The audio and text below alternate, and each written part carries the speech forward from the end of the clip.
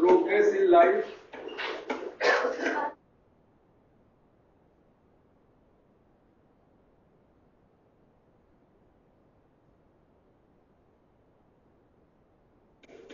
down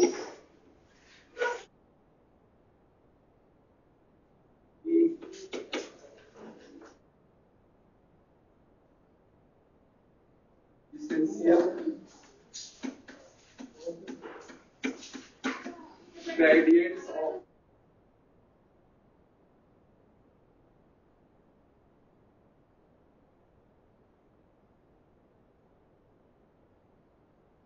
get progress in life, essential gradients of life journey. मंजिलों की तलाश है लेकिन वो नहीं चाहते हैं, तो वही एक तरह से ये भी है. To get progress in life, up and downs are the essential gradients of the life. Essential gradients of the life. जीवन में सफलता के लिए जिंदगी के सफर का एक हिस्सा है. तो जीवन में प्रगति करने के लिए उतार और चढ़ाव भी जिंदगी के सफर का एक हिस्सा है या हिस्सा होना चाहिए. तो अप एंड डाउन तो आते ही रहते हैं. आपने देखा अगर ईसीजी में भी स्ट्रेट लाइन आ गई तो there is no trace of life. अच्छा, जीवन में सफलता के लिए उतार और चढ़ाव जीवन के सफर का एक अभिन्न अंग है. जीवन में सफलता के लिए उतार व चढ़ाव सफलता के लिए उतार और चढ़ाव जीवन के सफर का एक अंग है. तो वो आएगा ही, बट उसे घबराना नहीं है. आपको मेहनत करना है, हिम्मत करना है. चलिए हो गया. चलिए अब हम आते हैं एनालिसिस ऑफ द सिलेबस. कल हमने डिस्कस किया था क्या होता है सिलेबस, कोर्स, कंटेंट और curriculum considered while designing a syllabus और analysis of A paid syllabus. कल हमने और उसके बाद हम मेथड ऑफ सिलेबस एनालिसिस पे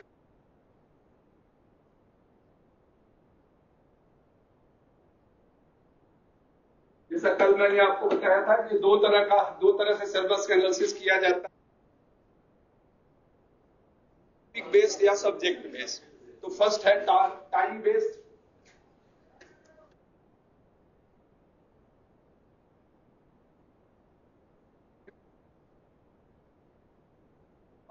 When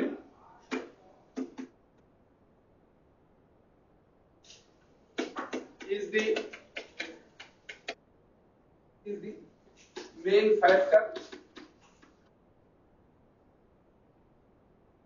factor for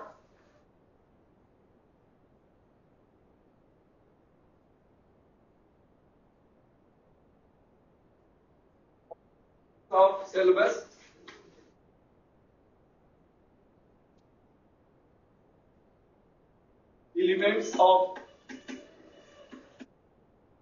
All elements of skill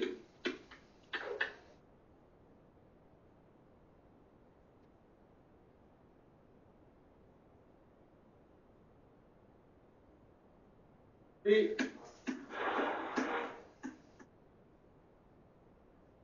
completed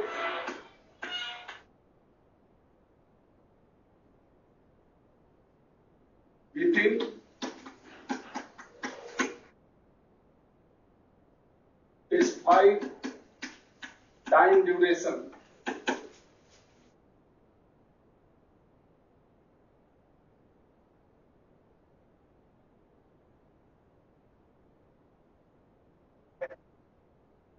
This of syllabus, then all elements of skill and knowledge should be completed within specified time duration. Within specified time duration. तो हिंदी में आप लिख ले कि जब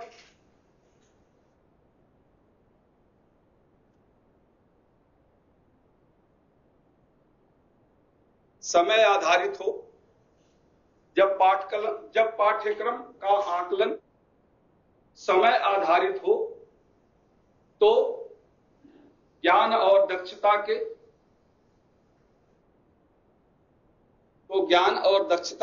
सभी तत्वों को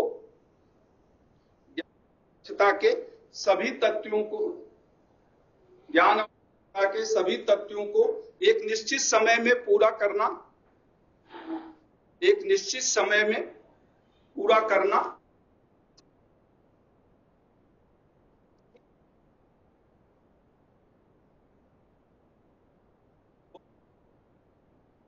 इंजीनियरिंग गाइड, एलाइड ट्रेड्स, ये जितने सिलेबस में दिए होते हैं उसका टाइम भी दिया होता है, उस टाइम में उसको पूरा करना होता है। इसीलिए आप आगे लिख ले, इट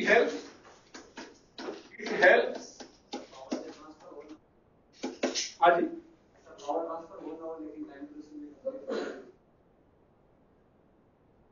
नहीं हुआ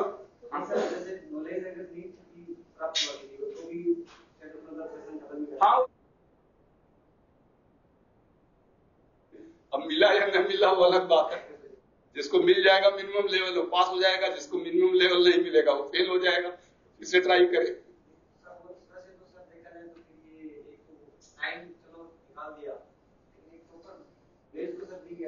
नहीं ऐसा नहीं है। देखिए उतना समय जब पहले भी हमने डिस्कस किया इस पॉइंट पे, considering the mental level of the trainees, भाई मानसिक आप हाई स्कूल या इंटर या बीए जो भी आपका लेवल है, जो ये इंडिविजुअल डिफरेंसेस है, उन सबको देखते हुए ही सिलेबस बनाया जाता है इस पर कि भाई 1 घंटे में हम आपको इतना पढ़ाएंगे।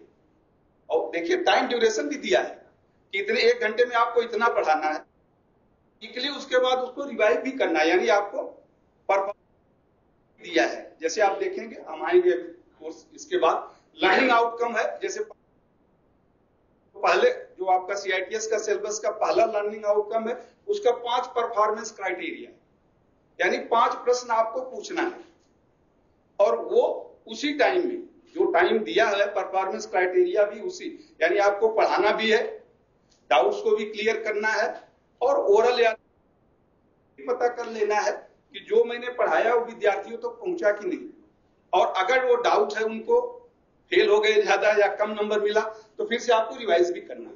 तो वो तो सिलेबस में दिया रहता है। अब वो डिपेंड्स करता है कि इंस्ट्रक्टर्स कितना इंटरेस्ट लेता है। भाई किसी सभा में कोई नेताजी बोल रहे थे, नेता का नाम नहीं बुलाऊं, कि पॉलिसी तो बहुत अच्छी गवर्नमेंट की बनती है, लेकिन उसका नीचे तक नहीं हो पाता, या जिसका दायित्व है उसे इंप्लीमेंट करने का, वो अपना दायित्व नहीं निभाता है, चाहे वो सीनियर अफसर से लेके जूनियर अफसर तक आप ले लें। अब डीएम होता है तो डीएम तो हर काम नहीं करेगा, डीएम के बाद एसडीएम है, सीडीओ है, तहसीलदार है, कानून गो है, और अल्टीमेटली लेखपाल है, या फिर वो गांव का जो होता है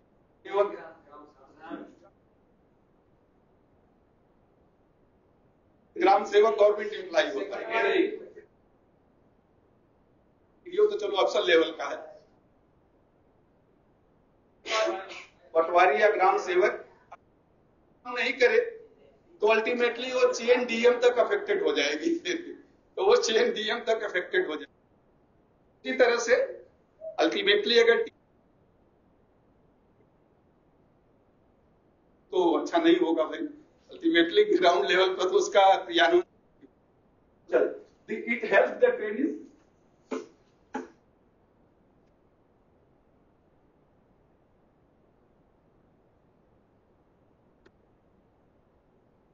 perform in better way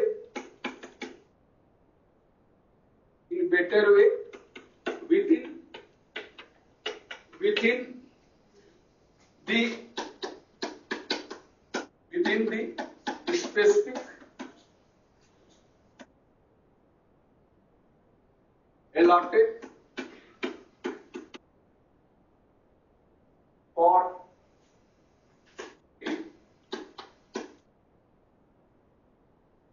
This is the main criteria. Since time is the main criteria, so instructor must use it properly. Instructors must use it properly to this the accomplish ACCOMPLIS, sorry, the teaching task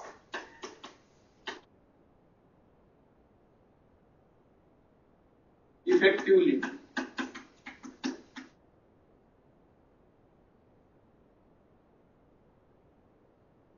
It helps the trainees to perform in better way within the specific trade allotted for the trade. Since the time is the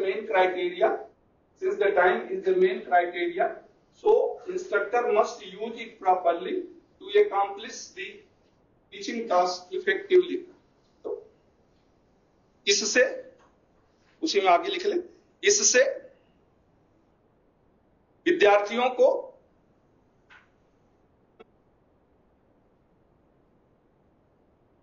दिए गए समय में, इससे विद्यार्थियों को अपना कार्य दिए गए समय में अच्छी तरह इससे विद्यार्थियों को अपना कार्य दिए गए समय में अच्छी तरह करने में सहायता मिलती है। अच्छी तरह करने में सहायता मिलती है।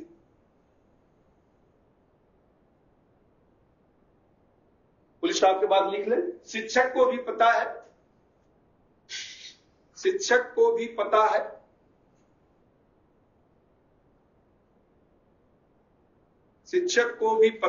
अतः वह समय का समुचित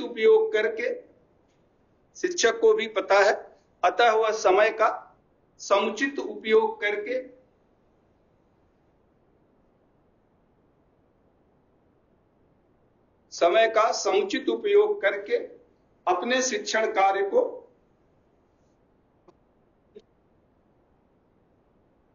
तरीके से पूरा करने की कोशिश करता है, प्रभावी तरीके से पूरा करने की कोशिश करता है।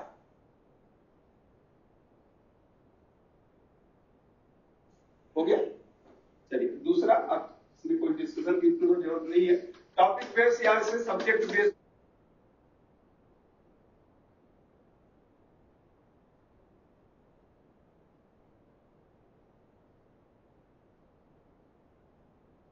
और subject based the time is not the binding factor.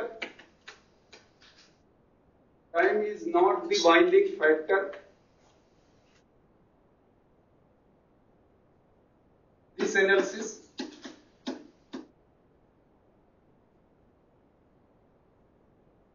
the subject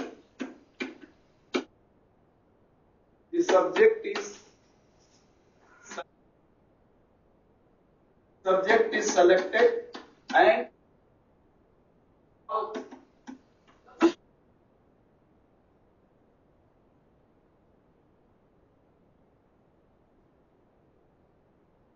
all essential content are included in it.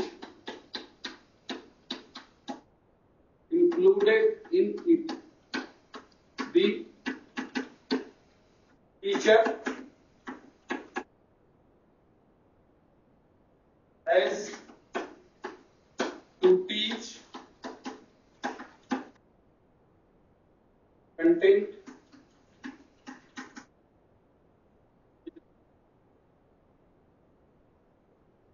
without limit.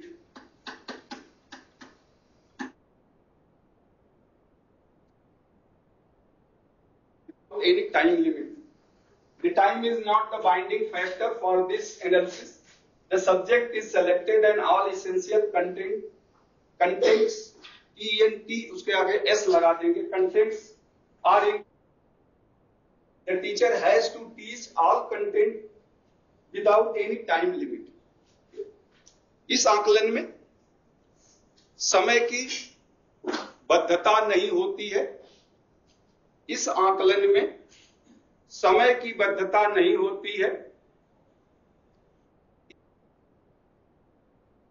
समय की बद्धता नहीं होती है. इसमें विषय का चुनाव करके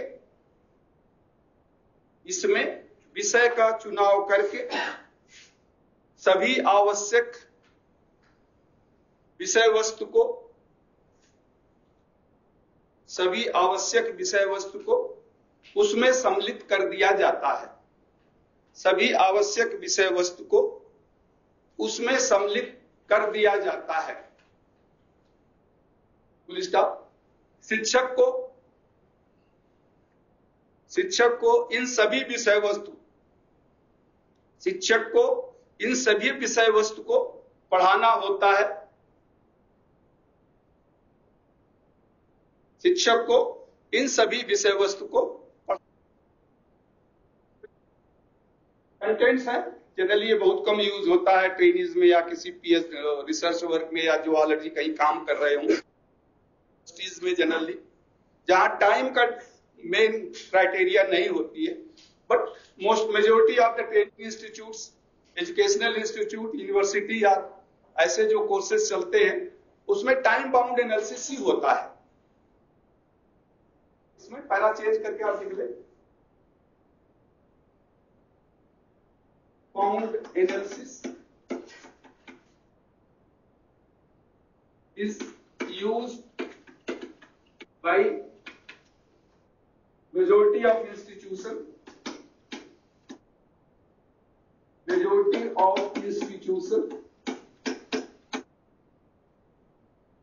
imparting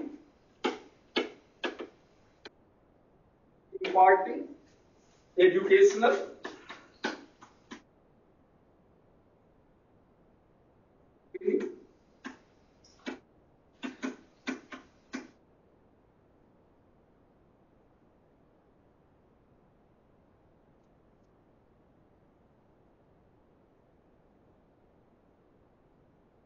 following reason.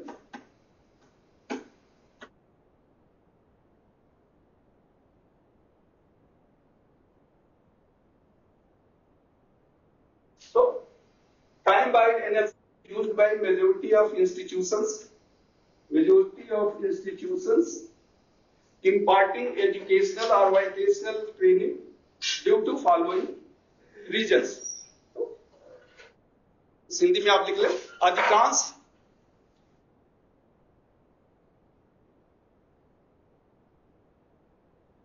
संस्थाएं जो शैक्षणिक या व्यावसायिक प्रशिक्षण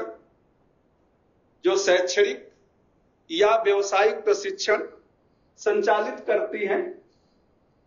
शैक्षणिक या व्यावसायिक प्रशिक्षण संचालित करती हैं. निम्न कारणों से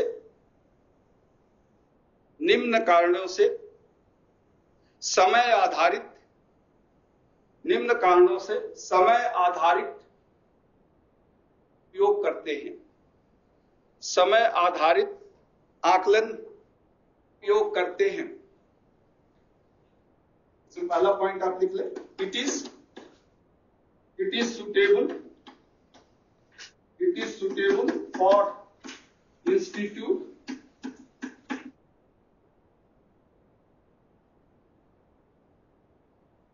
to plan, conduct and complete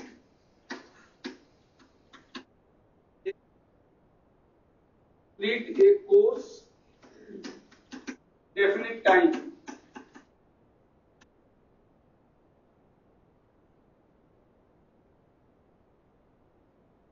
It is suitable for institute to plan,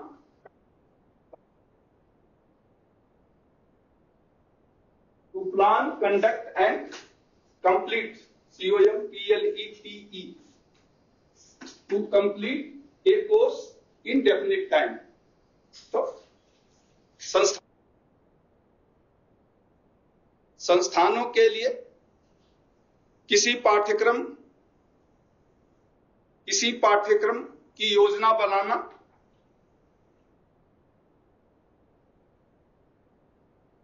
संस्थानों के लिए किसी पाठ्यक्रम की योजना बनाना, उसे संचालित करना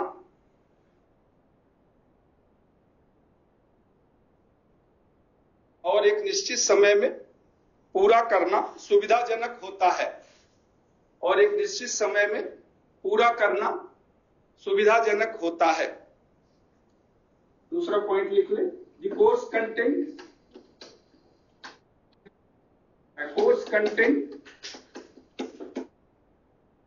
is completed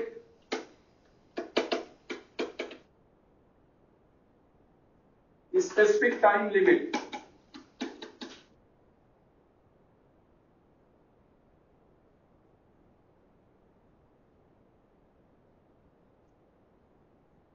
Course content is completed in specific time limit. तो पाठ्यक्रम की विषय वस्तु को एक निश्चित समय में, पाठ्यक्रम की विषय वस्तु को एक निश्चित समय में पूरा कर लिया जाता है, कि विषय वस्तु को एक निश्चित समय में पूरा कर लिया जाता है। Sorry, it take into account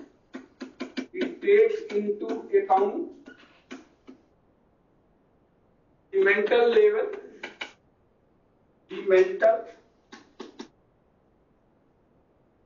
level of learner,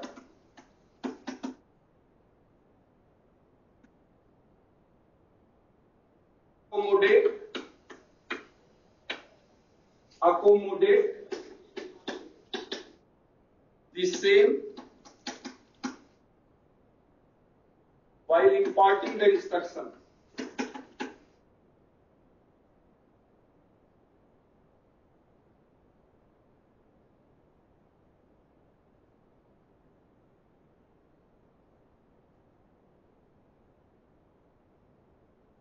Into account the mental level of learner while imparting the instruction. तो इंग्लिश में थोड़ा बहुत बड़ा लग रहा है, बट हिंदी में है कि हिंदी में आप लिख लें, क्लियर हो जाएगा। विद्यार्थियों के मानसिक स्तर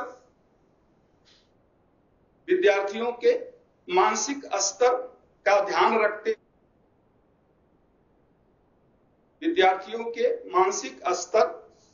ध्यान रखते हुए शिक्षण कार्य को किया जाता है। विद्यार्थियों के मानसिक स्तर को ध्यान में रखते हुए शिक्षण कार्य को किया जाता है। तो कभी कभी ऑब्जेक्टिव में भी आता है कि टाइम बेस्ड एनालिसिस क्यों यूज करते हैं। तो इसमें से मेन तो यही है कि एक समयबद्ध में, जैसे आपका 1 साल का कोर्स है तो 1 साल में खत्म हो जाएगा। अब 1 साल में भी जो अलग अलग कंटेंट दिए हैं कि 3 महीना पीओटी का है, 3 महीना इसका, 3 महीना, तो उस निश्चित समय में उस कोर्स को पूरा कर लिया जाता है। सिंपल टू कॉम्प्लेक्स बनाया जाता है, जिससे कि मेंटल लेवल, विद्यार्थियों का जो मानसिक स्तर है उसको ध्यान में रखते हुए ही टीचिंग कार्य को किया जाता है। ये मेन एडवांटेज इसका होता है time based analysis.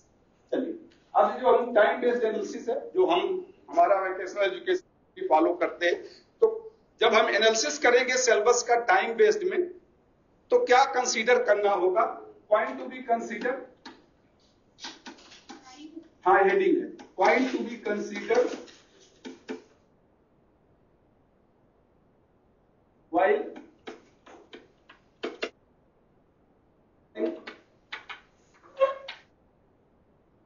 while analyzing time-based syllabus.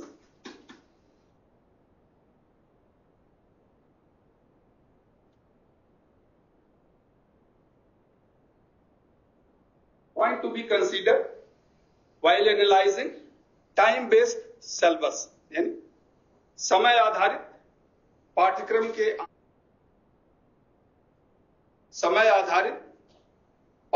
के आकलन के लिए मुख्य तथ्य या मुख्य बिंदु। समय आधारित पाठ्यक्रम के आकलन के मुख्य बिंदु। तो इसमें 2-4 पॉइंट है, उसको आप लिख लें। Study the syllabus carefully.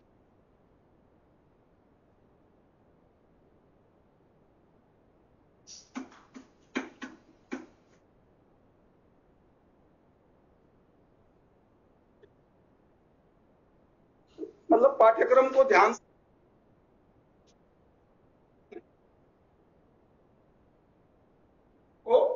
या पाठ्यक्रम का ध्यान से अध्ययन करना।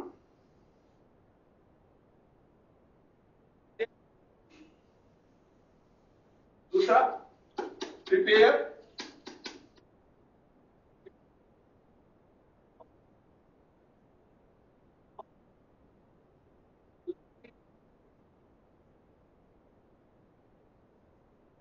a list of learning outcome which contains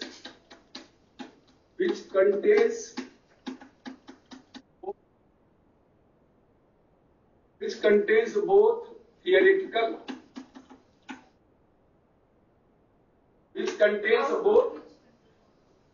prepare a list of all learning outcome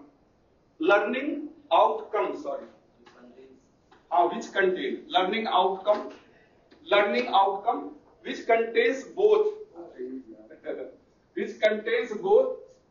theoretical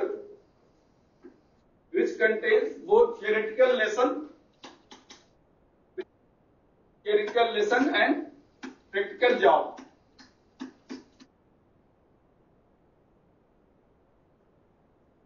Prepare a list of all learning outcome. Practical हो तो आप सिलेबस में देखेंगे, पता ही आपको जो आप prepare a list of all the learning outcome. जो कि लर्निंग आउटकम क्या होता है, what the trainee should know. कुछ याद है learning outcome? What the trainee should know, understand and do. तीनों चीजें। क्या उसे जानना है, केवल जानना ही जरूरी, उसे समझना भी है। और जब जान जाएंगे आप, समझ जाएंगे, तभी करने में सक्षम होंगे। केवल जान लेने से आप नहीं कर लेंगे। कंप्यूटर को कैसे चलाना है,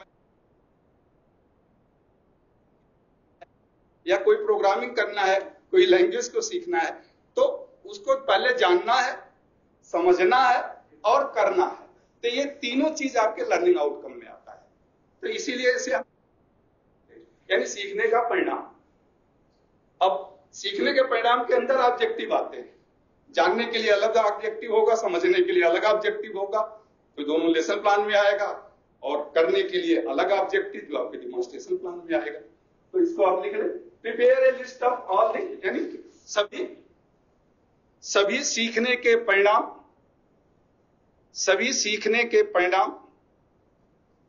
जिसके अंतर्गत सैद्धांतिक पाठ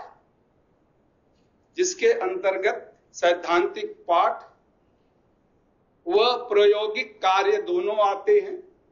जिसके अंतर्गत सैद्धांतिक पाठ व प्रायोगिक कार्य दोनों आते हैं, उसकी एक सूची बनाना।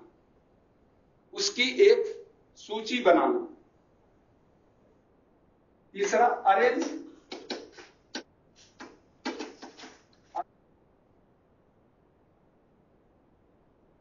Lesson and job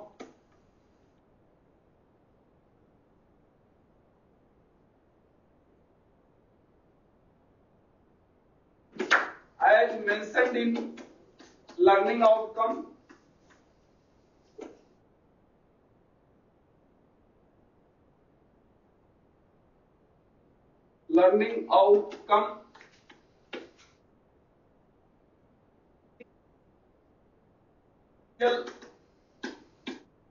in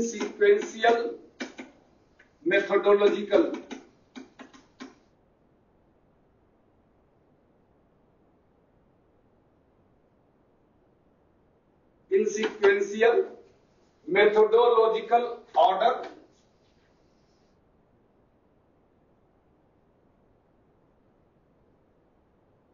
simple to complex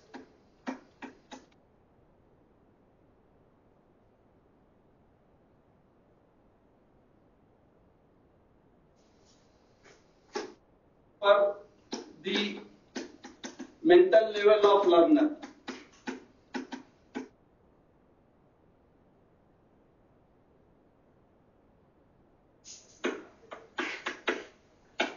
syllabus में आपके ऑलरेडी इसी क्रम में दिया है, पढ़ाते समय केवल आपको उसी के आधार पर लेसन प्लान और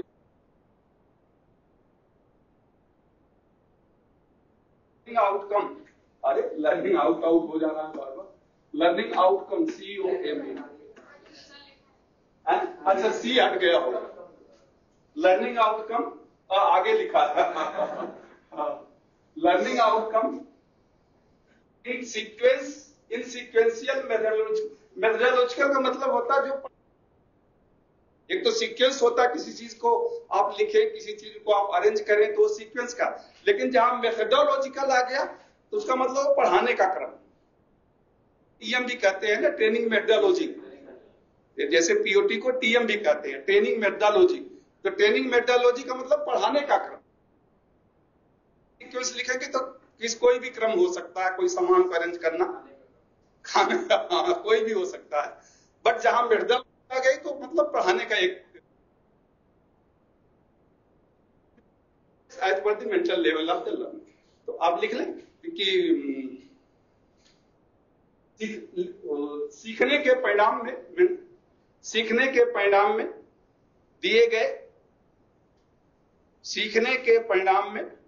दिए गए सभी पाठ और कार्य को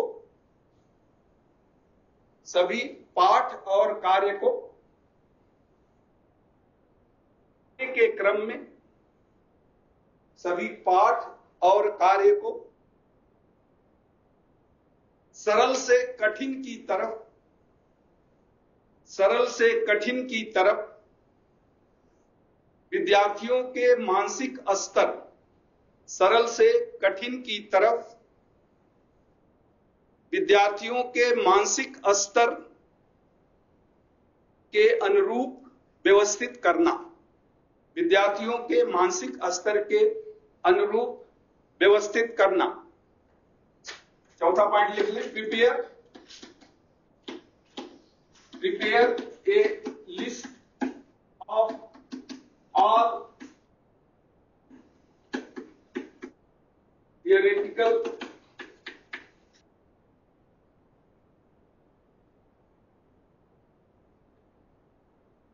टू बी इम्पार्टेड, यानी लेसन प्लान जिस पर आप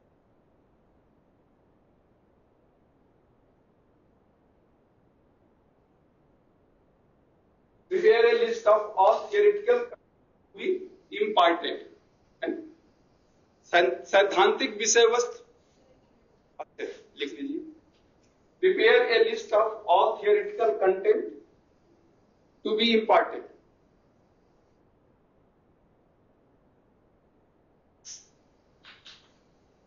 हो गया? सभी सैद्धांतिक विषय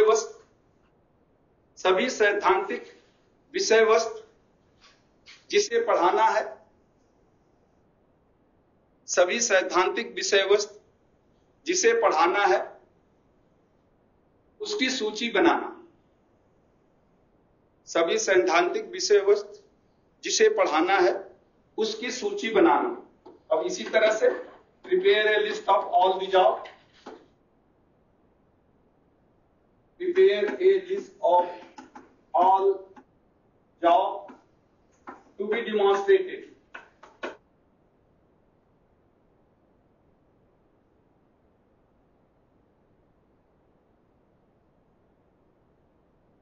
prepare a list of all job to be demonstrated। तो सभी कार्य जिनका प्रदर्शन करना है, सभी कार्य जिनका प्रदर्शन करना है उनकी सूची बनाना।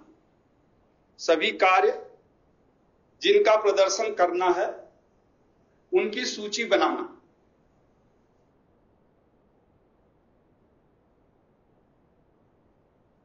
हो गया? अगला आप लिख लें, जो भी पॉइंट आप रख लें। Prepare a list of tools, machine, equipment,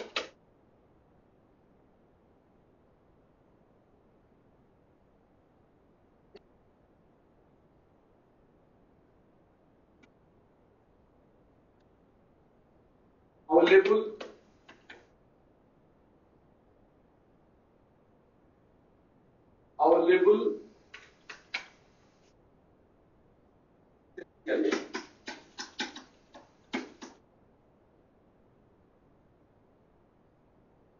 prepare a list of tools, machine, equipment and raw material available and essential।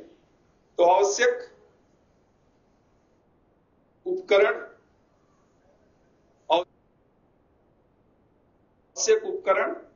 औजार, मशीन और कच्चा माल जो उपलब्ध है उसकी सूची बनाना। जो उपलब्ध है उसकी सूची बनाना।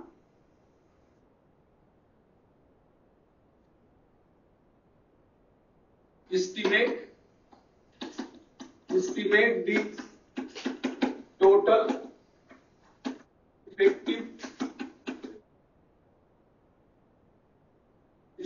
the total effective teaching hours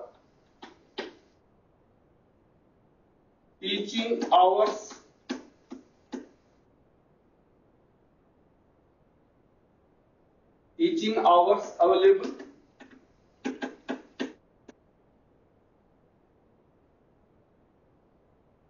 complete course।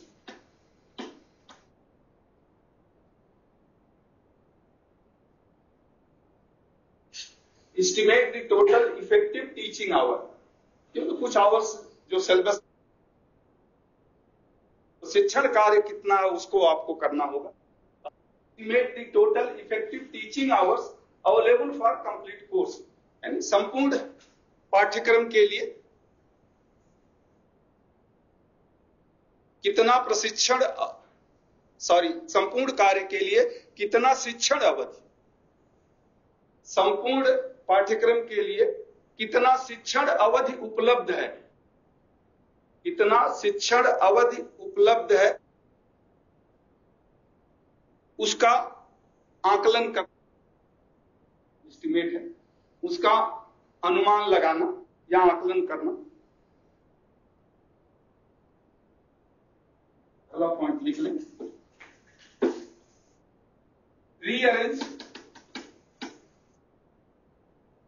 rearrange the time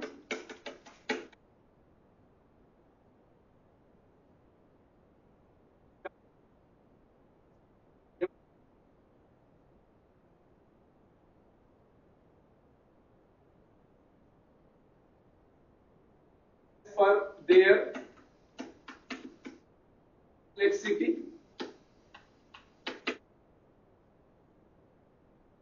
complexity and importance।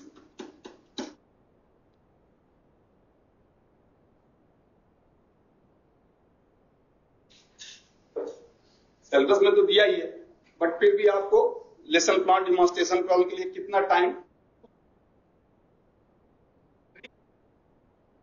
से लिखा गया कि सिलेबस में कहीं कम होगा कहीं ज्यादा दिया गया, तो उसको आप कम करके अपने टीचिंग में दूसरे जगह उसका उपयोग कर सकते हैं, क्योंकि टोटल टाइम तो आपके पास सेम ही है। तो जहां लगता है कि इसमें ज्यादा समय दे दिया गया है कोर्स में एक्सपर्ट ने, और उस समय को कहीं और यूटिलाइज करिए। तो इसलिए यानी संपूर्ण समय को सभी पाठ और कार्य, संपूर्ण समय को सभी पाठ और कार्य की जटिलता वह महत्व के आधार पर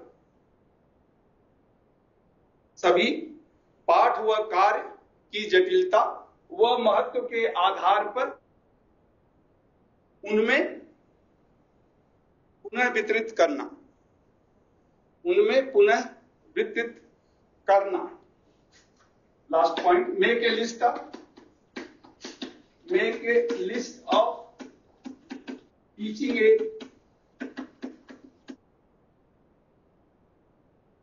add required, make a list of teaching add required. पठन सहायक सामग्री, पठन सहायक सामग्री जो आवश्यक है, सामग्री जो आवश्यक है उसकी एक सूची बनाना, उसकी एक सूची बनाना। तो ये शिक्षक के लिए सिलेबस आपके पास है, एक बार आप सिलेबस को पढ़िए। जैसे आपके सीआईटीएस में मैंने पहले बताया, तो उस 24 लर्निंग आउटकम्स में थियरी और प्रैक्टिकल दोनों दिया है, उसको आप देखिए, लिस्ट बना लीजिए कि 24 में क्या क्या मेन थियरी और प्रैक्टिकल्स हैं। थियरी और प्रैक्टिकल जो लर्निंग आउटकम में, उसको आप पढ़ाने के क्रम में कि पहले मैं ये पढ़ाऊंगा, पहले ये पढ़ाऊंगा, पीछे हो, लेकिन आप अपने हिसाब से कि क्या मुझे पढ़ाना है, कहां से शुरू करना है, और इसके बाद क्या, इसके बाद क्या, इसके बाद, यानी विद्यार्थियों के मानसिक स्तर को ध्यान में रखते हुए सरल से कठिन की तरफ आप अपने शिक्षण कार्य के संचालन के अनुसार उसकी व्यवस्था कर लीजिए। अब इसके बाद थियरी में क्या पढ़ाना है, प्रैक्टिकल में तो थियरी आता है, रिलेटेड एलाइड ट्रेड्स हैं, वर्कशॉप कैलकुलेशन है, साइंस है, एम्प्लॉयबिलिटी स्किल है, थियरी के जितने भी है। उसी तरह से प्रैक्टिकल में कौन कौन से डिमॉन्स्ट्रेशन आपको किस क्रम में कराना है उसका एक लिस्ट बना लीजिए। Then tools, equipments, raw material क्या चाहिए और क्या उपलब्ध है वो भी जरूरी है आपको, उसकी आप लिस्ट बना लें। देन टोटल टाइम, आपको पता है आवरली आवर्स में दिया ही रहता है कि कितने टोटल टाइम, जैसे अभी आपका कितना टाइम है, टोटल तो ये थियरी और प्रैक्टिकल का भी अलग अलग, और ये 270 है थियरी का, अभी जो नया सिलेबस है तो 480 और 270 है, तो उसके अनुसार ये तो आपका टाइम दिया ही है। अब जो आपने कंटेंट बनाया है उसमें उसको डिवाइड कर दें कि किस कंटेंट, थियरी कंटेंट को जैसे 280 है तो क्या 480 है, प्रैक्टिकल तो डिमॉन्स्ट्रेशन में। अब इसी में आज पहले तो इंजीनियरिंग ड्राइंग, वर्कशॉप कैलकुलस का एक अलग अलग, इसी में उसको ऐड कर दिया है। तो आपका 23 और 24 जो लास्ट के 2 लर्निंग आउटकम है वो इंजीनियरिंग ड्राइंग और वर्कशॉप कैलकुलस के, अलग से उसके लिए टाइम नहीं दिया गया। फिर उसको वीकली, डेली जो भी आपका सीक्वेंस है उसको आप डिवाइड कर सकते हैं, कितना आपको वीकली टाइम मिलेगा और कितना पॉइंट मिलेगा थियरी और प्रैक्टिकल के लिए, वो तो शेड्यूल बनता ही है, हर इंस्टीट्यूट का अपना एक शेड्यूल होता है, वो आप बना लें, उसके हिसाब से पढ़ें। और लास्ट में आपको टीचिंग एड क्या चाहिए, उस टीचिंग एड के अनुसार आप पढ़ें। तो ये सिलेबस का एनालिसिस तो जो एक्सपर्ट्स करते हैं, उसके आधार पर फिर आप अपने टीचिंग के अनुसार कि मुझे कैसे पढ़ाना है, कहां से शुरू करना है, इसे कहते हैं determination of teaching point. 4th unit में मैंने आपको बताया था how to determine the teaching points, तो सब भूल गया, कोई बात नहीं। तो डिटर्मिनेशन ऑफ टीचिंग पॉइंट्स जहां जहां आएगा मैं याद दिलाता रहूंगा, बट खैर कोई बात नहीं। तो ये आपका how to realise the syllabus. अब हम आते हैं नेक्स्ट हेडिंग है related instruction, related information, instruction नहीं, रिलेटेड इंफॉर्मेशन। जो भी सूचनाएं हैं, कितने तरह की सूचनाएं होती हैं, तो जो भी आपके थियोरेटिकल और प्रैक्टिकल के लिए भी सूचनाएं जरूरी होती है। तो थियोरेटिकल इन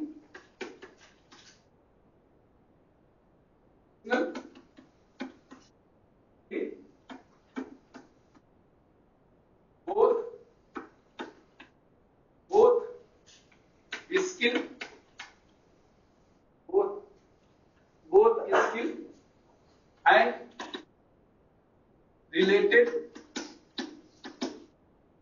इंफॉर्मेशन, रिलेटेड इंफॉर्मेशन यानी नॉलेज,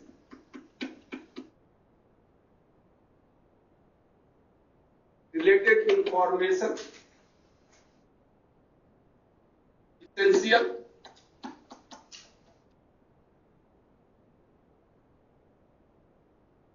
to perform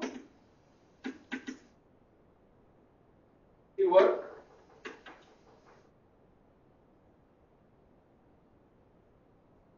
effectively.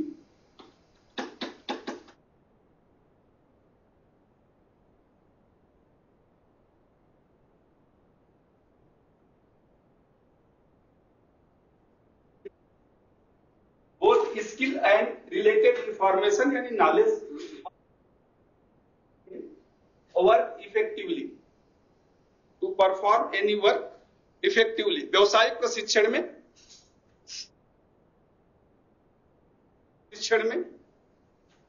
दक्षता, सूचना, व्यवसायिक प्रशिक्षण, सूचना के आगे ब्रैकेट में लिख लें ज्ञान, सूचना के आगे ब्रैकेट में लिख लें ज्ञान,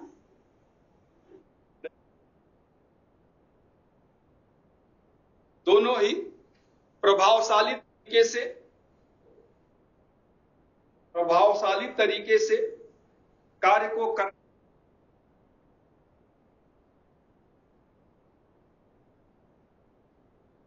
करने के लिए आवश्यक है। इसी में आगे लिख लें, it is old saying that practice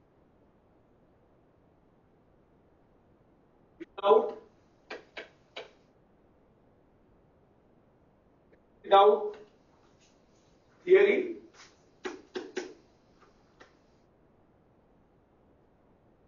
practical without theory is blind, theory without practical is blunder.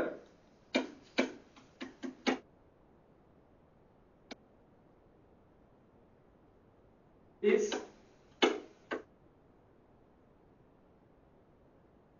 as trainees must know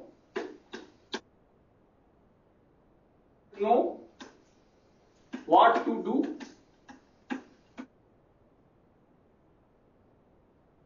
and how. What to do and how.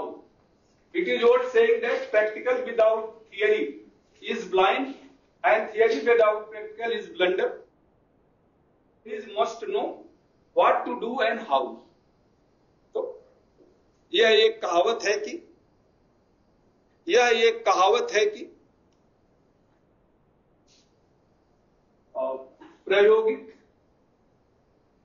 प्रायोगिक कार्य के बिना, यह एक कहावत है कि प्रायोगिक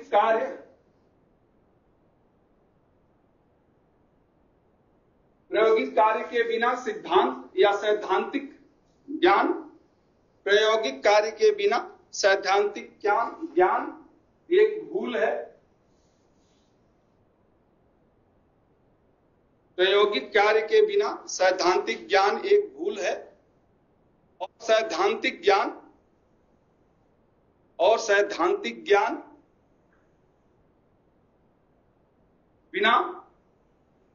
बिना प्रायोगिक कार्य के और सैद्धांतिक ज्ञान बिना प्रायोगिक कार्य के, बिना प्रायोगिक ज्ञान के विद्यार्थियों को क्या करना है और कैसे करना, क्या करना है और कैसे करना है, दोनों का ज्ञान।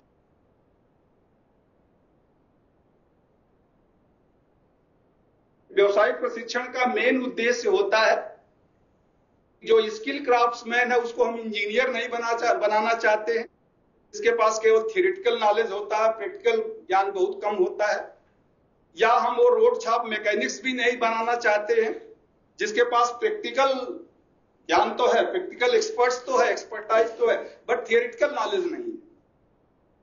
दोनों का बैलेंस हो, appropriate combination of knowledge and, इसीलिए हम कहते हैं कि वोकेशनल एजुकेशन में हम ज्ञान भी देते हैं कि भाई किस कार्य को कैसे करना है, उसी प्रकार करें। मेन ये है कि दोनों का बैलेंस हो, नॉलेज भी उससे हो कि किसी कार्य को आप कि डायोड क्या होता है वो भी आप बता सके, और डायोड का उपयोग कहां होता है वो करके आप दिखा भी सके। फॉरवर्ड बायसिंग में डायोड को कैसे लगा के सर्किट को आप बना सके और सर्किट को आप एक्सप्लेन भी कर सके, तो दोनों जरूरी है। तो दोनों जरूरी है। अब 3 तरह के नॉलेज होते हैं, 3 टाइप ऑफ नॉलेज।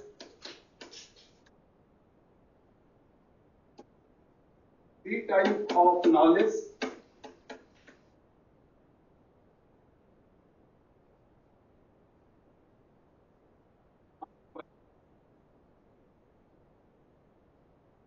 तीन तरह के ज्ञान हम व्यवसायिक प्रशिक्षण में देते हैं। 3 तरह के ज्ञान व्यवसायिक प्रशिक्षण में देते हैं। पहला होता है मस्ट नो। मस्ट नो ये क्या है? Essential knowledge. Essential knowledge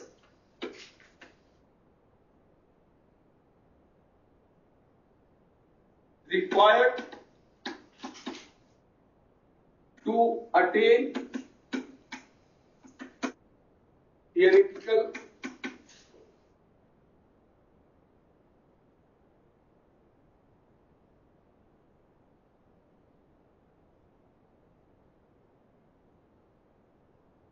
skill of trade.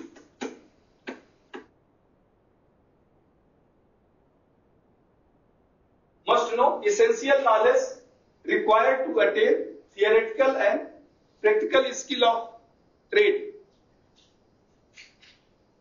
तो पहला आप लिख लें कि मस्ट यानी अवश्य ही, अवश्य प्राप्त होने वाला ज्ञान, अवश्य प्राप्त होने वाली सूचना, अवश्य प्राप्त होने वाली सूचना, अवश्य प्राप्त होने वाली सूचना। ये हेडिंग हो गया।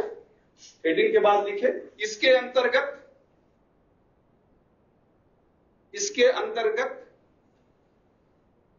व्यवसाय का ज्ञान और दक्षता आता है। इसके अंतर्गत व्यवसाय का ज्ञान और दक्षता आता है, जिसे प्राप्त करने के लिए इन सूचनाओं की जानकारी आवश्यक है। जिसे प्राप्त करने के लिए इन सूचनाओं की जानकारी आवश्यक है। दूसरा है should know.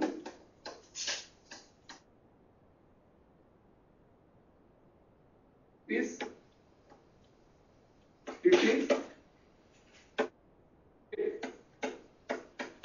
associated knowledge. It is associated knowledge of allied trades,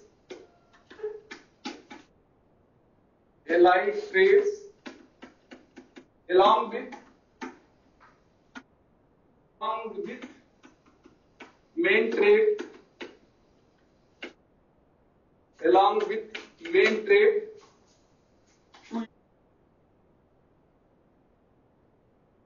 to enhance the skill level of learner.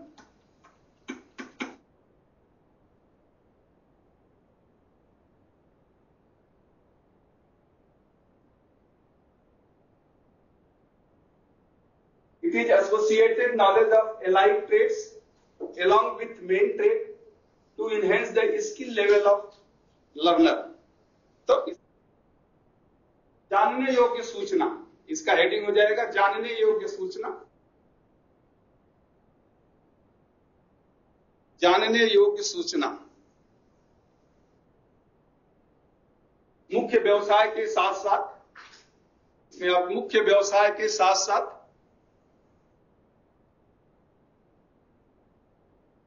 संबंध व्यवसायों की, मुख्य व्यवसाय के साथ साथ अनेक संबंध व्यवसायों की सूचना,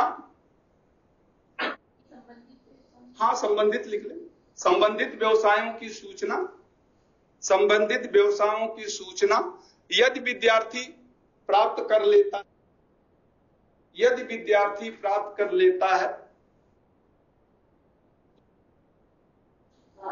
यदि विद्यार्थी प्राप्त कर लेता है तो इससे उसके ज्ञान के स्तर में वृद्धि हो जाती है, तो इससे उसके ज्ञान के स्तर में वृद्धि हो जाती है। ये भी आवश्यक एक तरह से है, उतना इसेंशियल नहीं है ये, इसीलिए हम किसे कहते हैं एसोसिएटेड इंफॉर्मेशन। पहला देखिए मस्ट यानी इसेंशियल और इंफॉर्मेशन यानी आवश्यक सूचना, ये एसोसिएटेड इंफॉर्मेशन है। जैसे आपका इलेक्ट्रॉनिक ट्रेड्स है तो इलेक्ट्रॉनिक के साथ ऑटो, पीएलसी में जाएं, माइक्रो कंट्रोलर में जाएं, सी लैंग्वेज के साथ अगर आपने जावा लैंग्वेज सीख लिया है तो प्रोग्रामिंग में आपको हेल्प होगी। तो इस तरह से ये अलाइड ट्रेड्स का अगर आपके पास नॉलेज है तो इट। तीसरा है उगनू।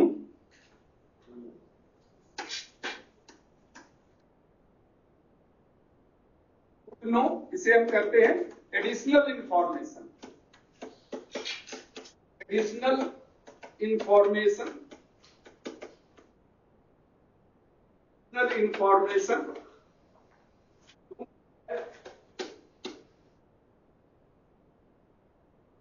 direct relevance, not have direct relevance to trade, direct relevance to trade, but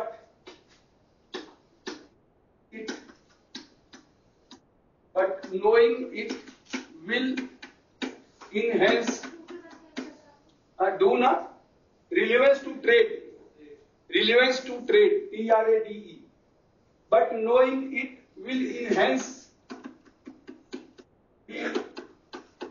social,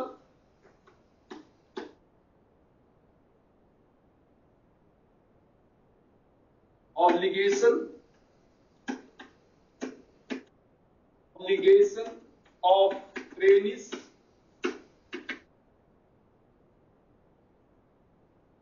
and also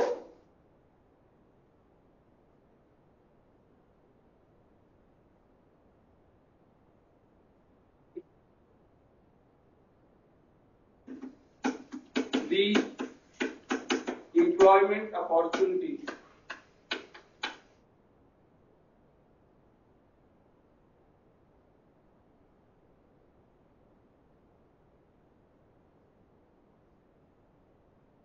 this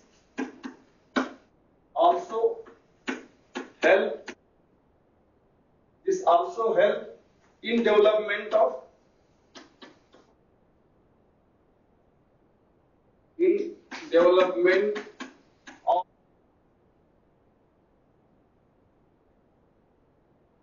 two type of information,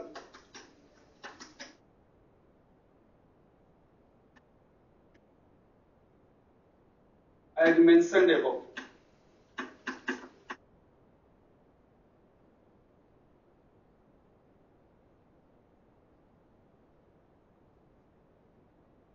तीसरा है would know additional, L है additional information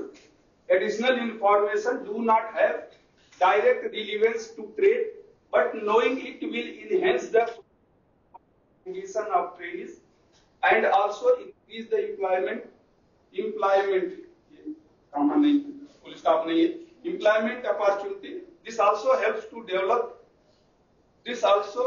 in development of other two type of information as mentioned above. तो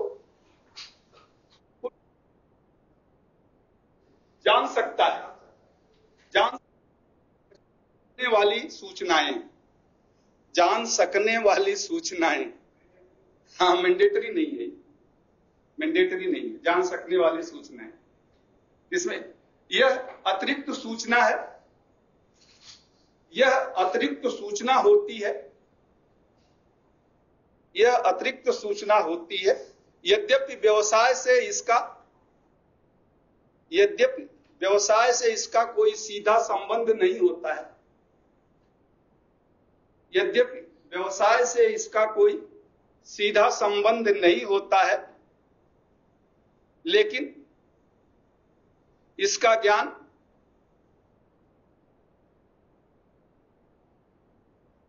विद्यार्थी के सामाजिक और नैतिक जिम्मेदारियों में, विद्यार्थी के सामाजिक और नैतिक जिम्मेदारियों में वृद्धि कर देता है,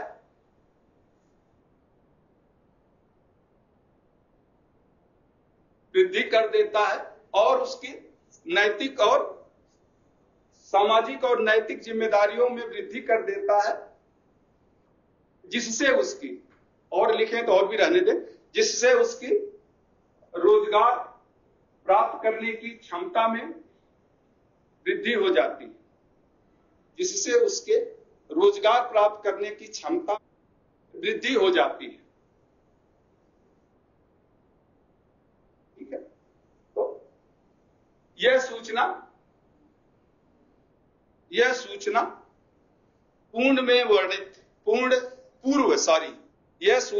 पूर्व में वर्णित या बताई गई, पूर्व में बताई गई दोनों सूचनाओं, यह सूचना पूर्व में बताई गई दोनों सूचनाओं के विकास में भी सहायता करती है। पूर्व में बताई गई दोनों सूचनाओं के विकास में भी सहायता करती है। अब यह सूचना जो अर्ली डेवलपमेंट ऑफ द, मतलब शुरू में या बचपन में जो कुछ आप सीखते हैं, यानी हैबिट प्रभाव पड़ता है, आगे होता है। इंफॉर्मेशन क्या है, कैसे गाड़ी चलाना है वो उसको आना, वेरी गुड, बहुत अच्छा। ट्रैफिक रूल उसे आना चाहिए,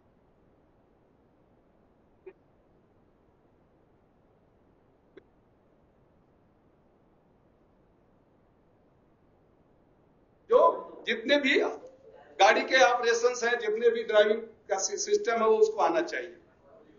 ये तो मस्ट हो गया। और इसके बाद यानी ये मस्ट नो, शुड नो में, जैसा इन्होंने कहा बेसिक रिपेयरिंग शुड नो में आ जाएगा। System, ignition system, break,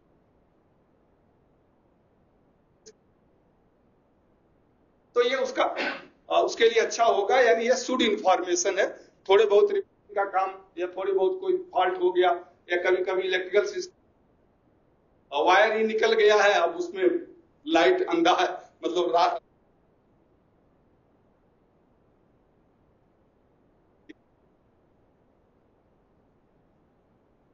should know allied trade से है संबंधित है जितने भी सूचनाएं हैं। कुड नो का मतलब यह होता है कि जैसे लोकेशन ऑफ पेट्रोल पंप, जितने भी सेफ्टी रूल्स है, ट्रैफिक रूल्स तो अलग है, तो सेफ्टी रूल्स का हो, पेट्रोल का प्राइस कितना है, या फिर किसी कहीं जा रहा है तो डाइवर्सन किधर से है, जाम से बचने के लिए अलग अलग डाइवर्सन होते हैं, तो वो सब अगर उसको है, जरूरी नहीं कि उसको होना चाहिए, बट ये होने से उसके लिए जिसके साथ गाड़ी चला रहे हैं तो बोलेगा सर यहाँ जाम लगा, निकल जाते हैं, तो उनके साथ भी इंप्रेस हो जाएगी, यार इसको ये सब पता रहता है। तो उसका मॉरल ऑब्लिगेशन जो है वो नैतिक जिम्मेदारी, हालांकि उससे बट निकल गए तो एक मॉरल ऑब्लिगेशन जो होता बढ़, और अगर वो आउटसोर्सिंग के बेचारा है तो उसका श्योर हो गया कि ठीक है उसका काम परमानेंट तो खैर कोई नहीं कर सकता है, लेकिन वो जो उसकी ये बनी रहेगी। रेगुलर तो आजकल ना पहले था बट अब तो नहीं है, अब वो फैसिलिटीज नहीं। तो ये रिलेटेड इंफॉर्मेशन है। अब कोर्स हेडिंग है course construction.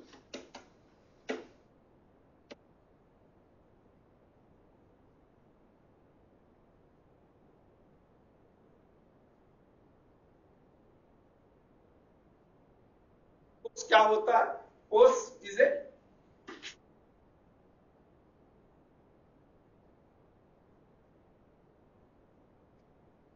Sorry course of study, course नहीं, course of study, course of study is A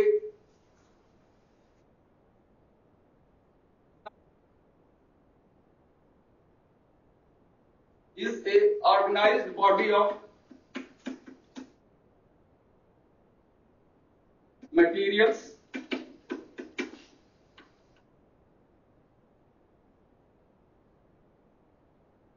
teaching a particular subject.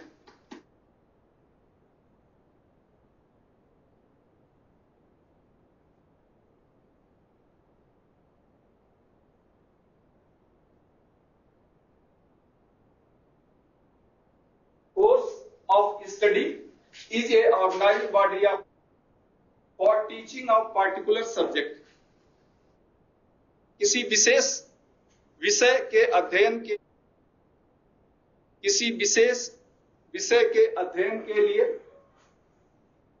व्यवस्थित सामग्री के समूह को किसी विशेष विषय के अध्ययन के लिए व्यवस्थित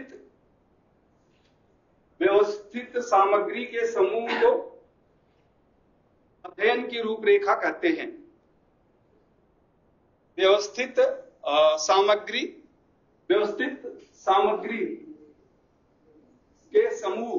सामग्री के समूह को अध्ययन की रूपरेखा कहते हैं। अध्ययन की रूपरेखा कहते हैं। इट कंटेन्स मेनी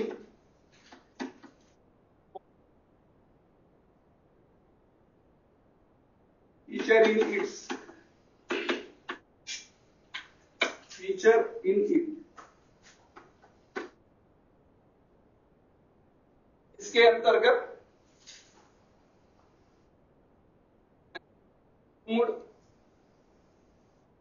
इसके अंतर्गत अनेक महत्वपूर्ण प्रारूप निहित होते हैं। इसके अंतर्गत अनेक महत्वपूर्ण प्रारूप यानी फीचर्स, अलग अलग तरह के डिजाइन्स में क्या होता है निहित होते हैं। इसमें आप लिख लें the following point, the following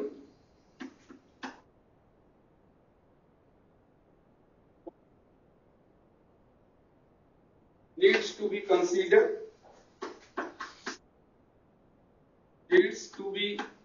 considered while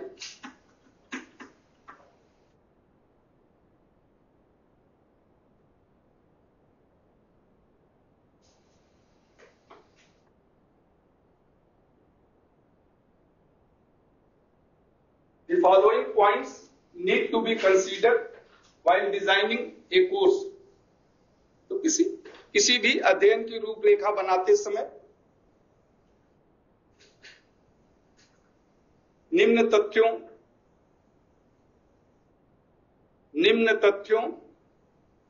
पर विचार करना आवश्यक होता है।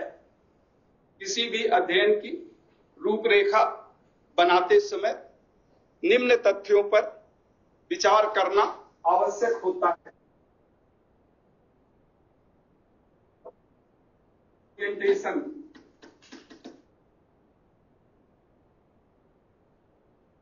ओरिएंटेशन यानी जनरल इंफॉर्मेशन आप कर सकते हैं इसको। जनरल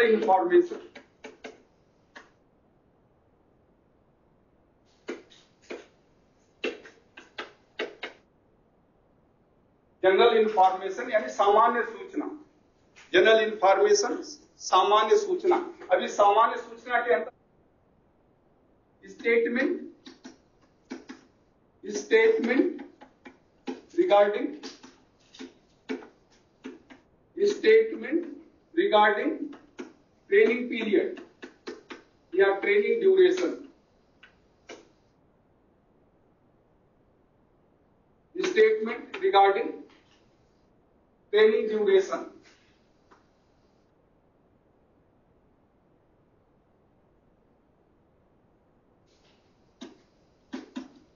व्हाट टाइप ऑफ, लिख लीजिए, भी मैं हिंदी बता देता हूं, what type of teaching print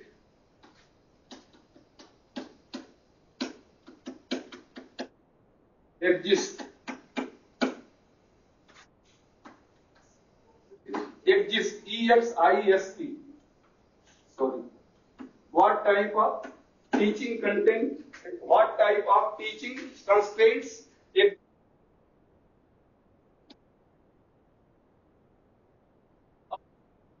general information, outline of general information such as safety, discipline,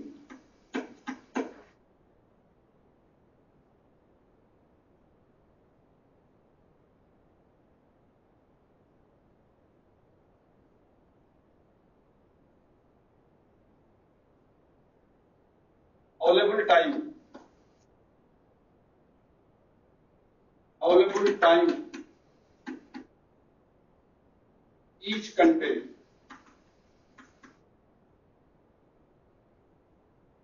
or each content, और E है statement of subject,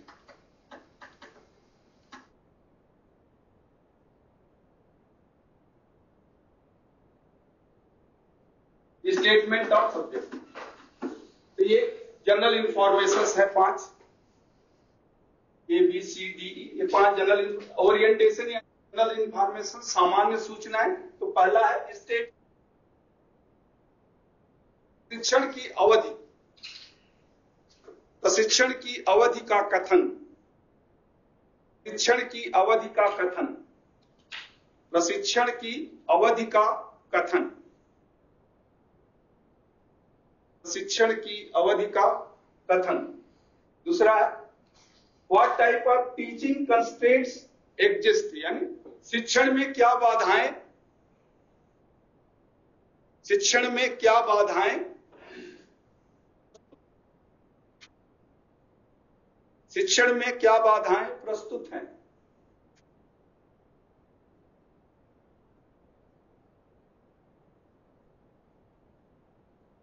सुरक्षा और प्रबंधन, सुरक्षा और प्रबंधन के संबंध में सामान्य सूचना अनुसार, सामान्य सूचना प्रत्येक विषय वस्तु के लिए, विषय वस्तु के लिए उपलब्ध समय, वस्तु के लिए उपलब्ध समय। और लास्ट विषय का कथन, विषय का कथन, विषय का कथन, विषय का कथन। दूसरा है objective,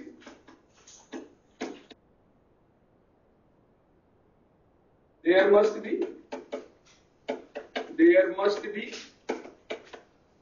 proper objective, there must be proper objective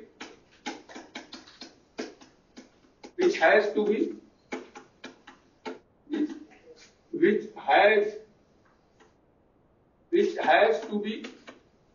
achieved,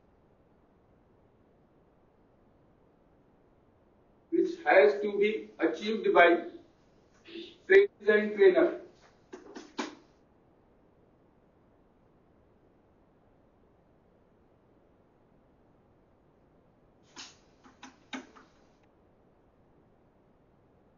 which has to be achieved by trainees and trainer, which has to be achieved by trainees and trainer, यानी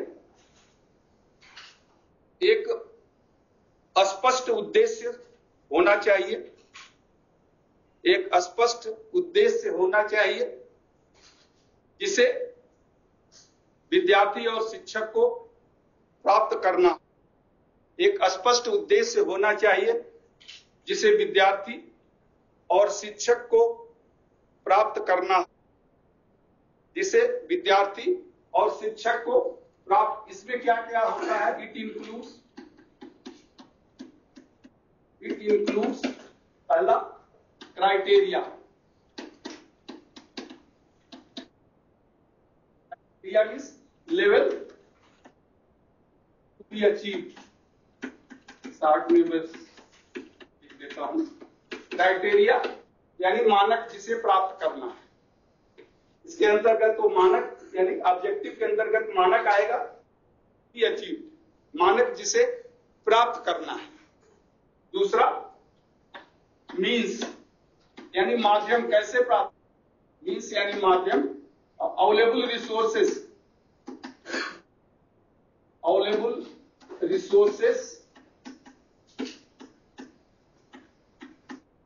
उपलब्ध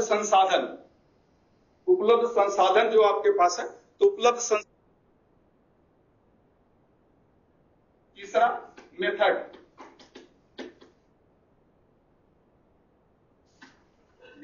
मेथड ऑफ इंस्ट्रक्शन यानी पढ़ाने का जो तरीका है, मेथड ऑफ इंस्ट्रक्शन। अनुदेश का तरीका, मेथड ऑफ इंस्ट्रक्शन। और चौथा है इवैल्यूएशन, तो होना ही चाहिए मूल्यांकन।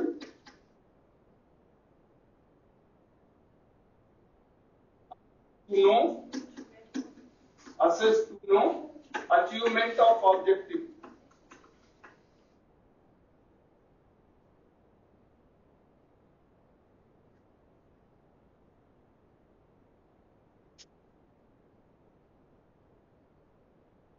No achievement, ACHIEVEMENT, achievement of objective. Assess to know achievement of objective यानी मूल्यांकन।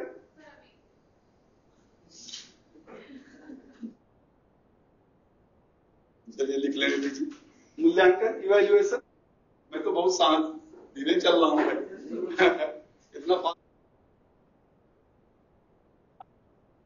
अचीवमेंट ऑफ ऑब्जेक्टिव यानी उद्देश्य की प्राप्ति का पता लगाने के लिए आकलन, उद्देश्य की प्राप्ति का पता लगाने आकलन, उद्देश्य की प्राप्ति का पता लगाने के लिए आकलन। वो टेस्ट भी हो सकता है, कुछ भी हो सकता है।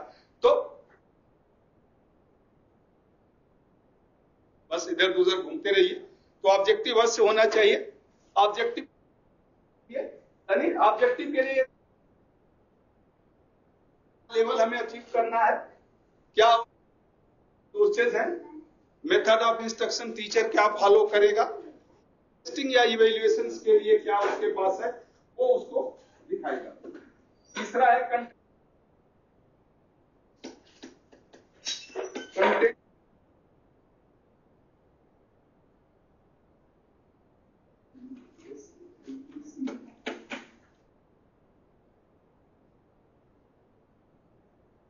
विषय वस्तु का चुनाव, कंटेंट, विषय वस्तु का चुनाव। इट डिपेंड्स ऑन, ये किस पे निर्भर करेगा? इट डिपेंड्स ऑन, यह निर्भर करता है पहला डेक्सटेरिटी डेवलप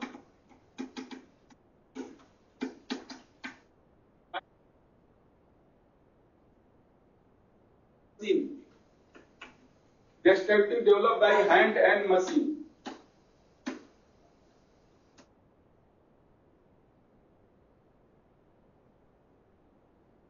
जो भी कंटेंट का हम चुनाव करते हैं वो डेक्सटरिटी यानी निपुणता, दक्षता, प्रवीणता, जो भी आप कह लें। तो हाथ से कार्य करके या मशीन से कार्य करके, तो डेक्सटरिटी हाथ या मशीन द्वारा प्राप्त हो निपुणता, हाथ या मशीन द्वारा प्राप्त होने वाली निपुणता, ये पहला। दूसरा, related instruction, related instruction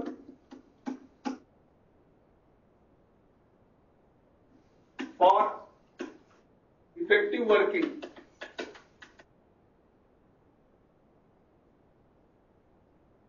related instruction for effective working. Theory knowledge भी जरूरी होता है। तो related instruction for effective working, प्रभावी कार्य के लिए संबंधित अनुदेश, संबंधित अनुदेश। और तीसरा, इंडिविजुअल और ग्रुप प्रोजेक्ट, इंडिविजुअल और group project which include basic skill, which includes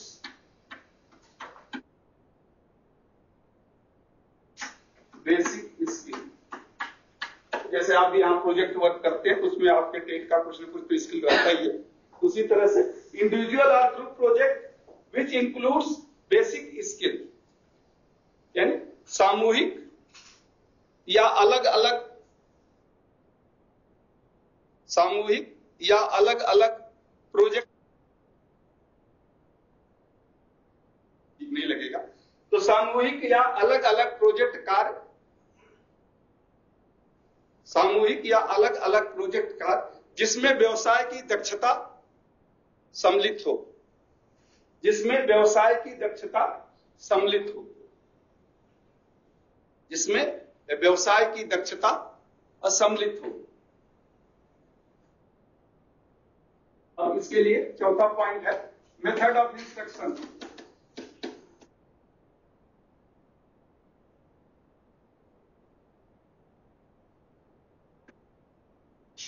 इसमें आप लिख ले the teacher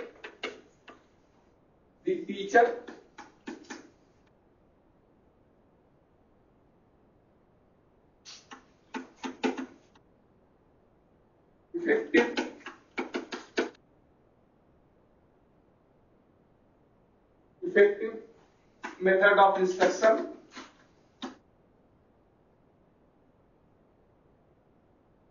teacher must select effective method of instruction while selecting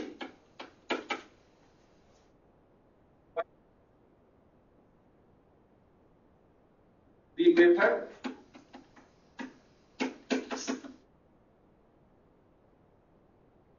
he should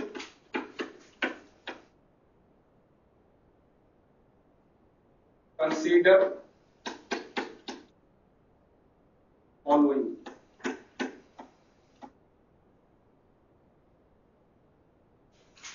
method of instruction में पढ़ाने का तरीका, मेथड पढ़ाने का तरीका। इसमें आप लिख ले कि शिक्षक को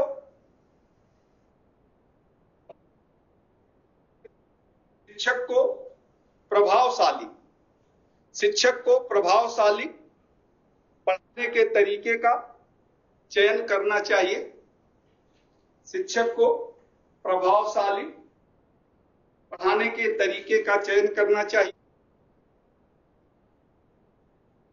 तो फुल स्टॉप के बाद लिख ले तरीके का चयन करते समय निम्न तथ्यों का ध्यान रखें। तरीके का चयन करते समय निम्न तथ्यों का ध्यान रखें। निम्न तथ्यों का ध्यान रखें, इसमें पहला है take into account,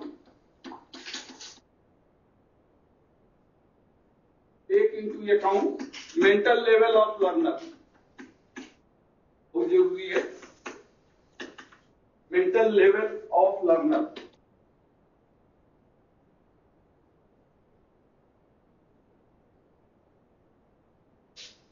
mental level of learner, विद्यार्थियों के मानसिक स्तर का ध्यान रखें। विद्यार्थियों के मानसिक स्तर का ध्यान रखना, मानसिक स्तर का ध्यान रखना। दूसरा, think of a device to solve the individual differences of training.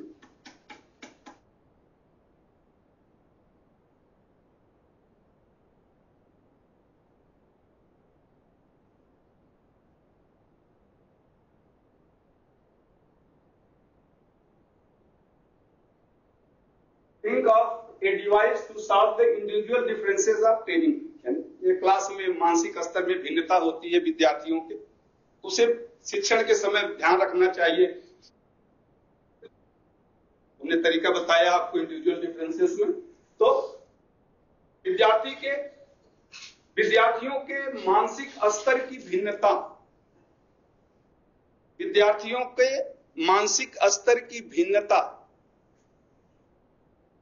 को दूर करने के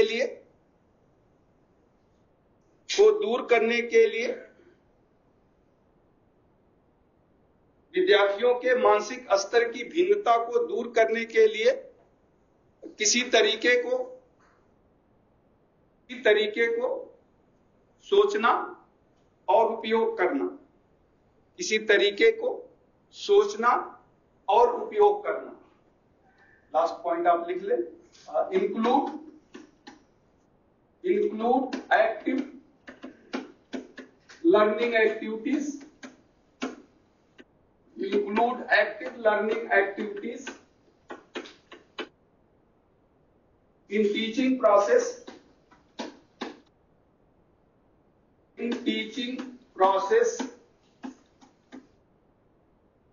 to create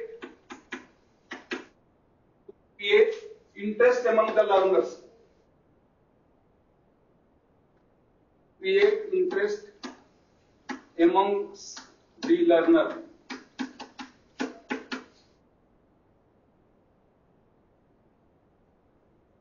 To create among the learners. So, शिक्षण प्रक्रिया में गतिशील क्रियाकलापों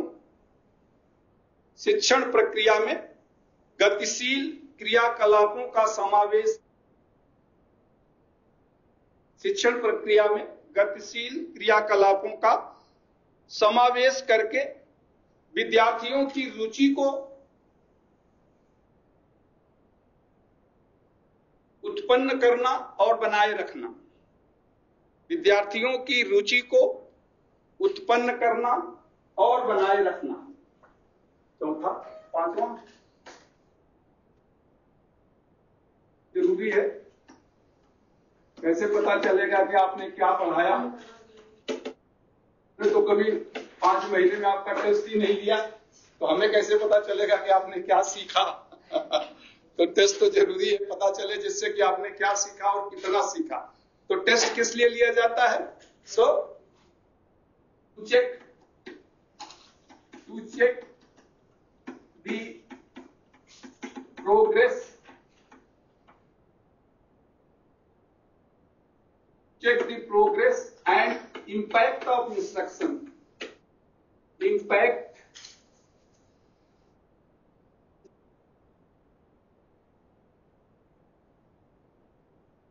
Test is carried out.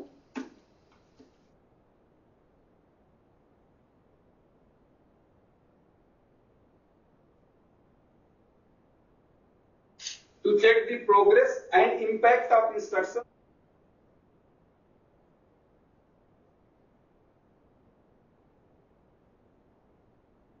विद्यार्थियों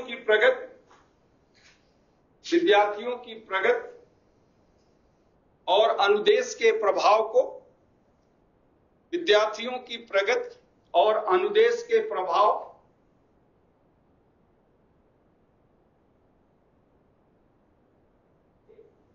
विद्यार्थियों की प्रगति और अनुदेश के प्रभाव का आकलन आवश्यक होता है। परीक्षण आवश्यक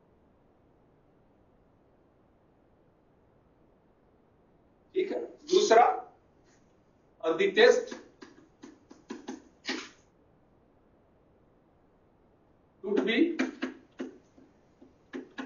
carried out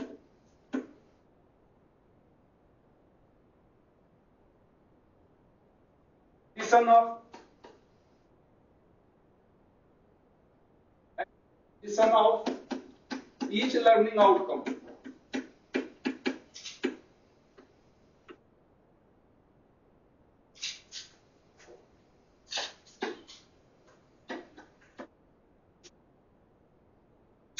तो जितने भी लर्निंग आउटकम है सबके समापन पर तो प्रत्येक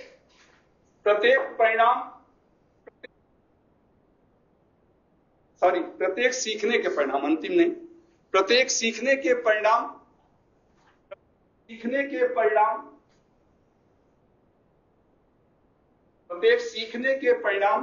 के आधार पर से होना चाहिए। प्रत्येक सीखने के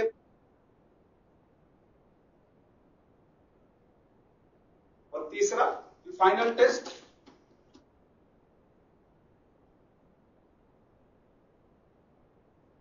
mission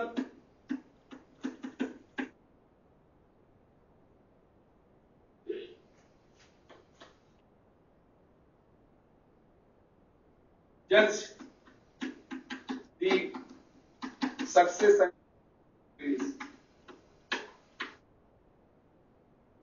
and failure of trainees.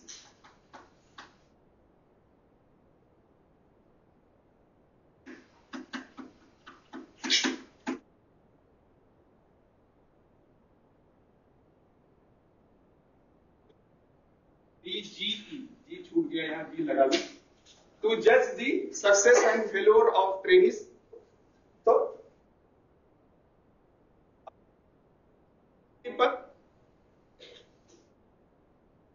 समाप्ति पर विद्यार्थियों के सफलता और अध्ययन अवधि के समाप्ति पर विद्यार्थियों की सफलता और असफलता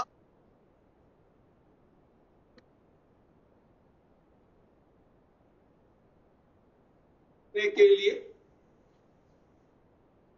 भी परीक्षण लिया जाता है।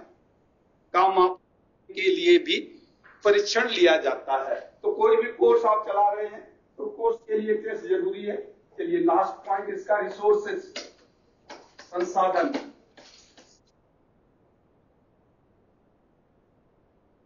कुछ संसाधन तो जरूरी होता है, बिना संसाधन के तो नहीं होगा। तो संसाधन के लिए कुछ पॉइंट्स केवल मैं बता दूं, ज्यादा डिटेल्स में नहीं जाएंगे।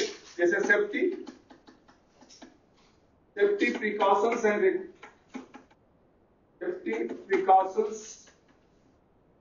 के लिए जो चाहिए, and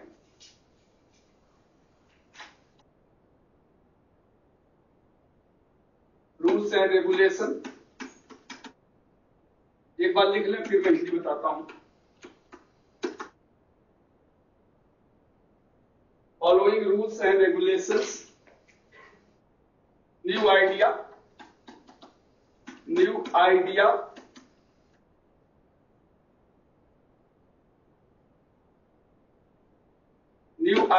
and design,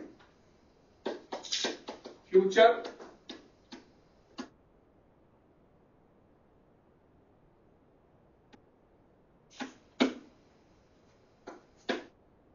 list of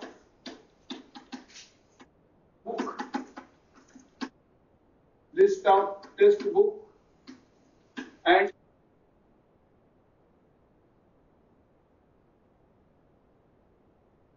book and reference material, required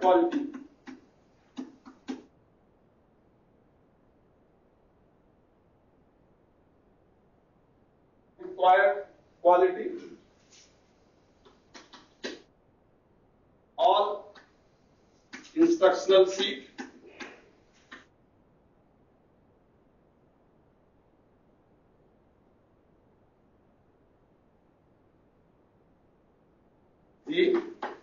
glossary, G GLOSSARY, glossary of technical terms.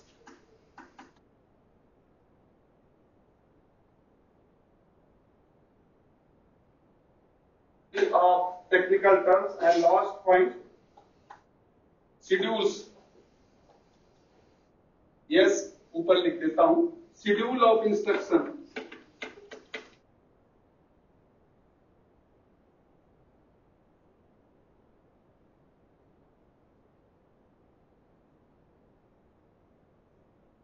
या इन कार्यों के लिए रिसोर्सेज की आवश्यकता होती है, चाहे कोई भी ट्रेनिंग प्रोग्राम चलाना हो, तो इस safety precautions, following the rules and regulations, new idea and design, future progress, list of text book and reference material of required quality, all instructional material, instructional sheet जो मैंने आपको बताया था, ग्लोसरी ऑफ टेक्निकल टर्म्स, और ये last ऊपर लिखा है शेड्यूल ऑफ इंस्ट्रक्शंस.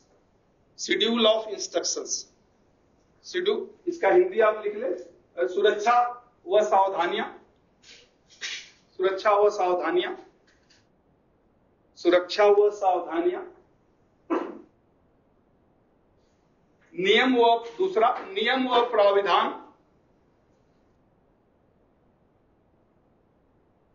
नियम व प्राविधान का पालन करना, नियम व प्राविधान का पालन, नियम व प्राविधान का पालन करना. तीसरा है नए विचार और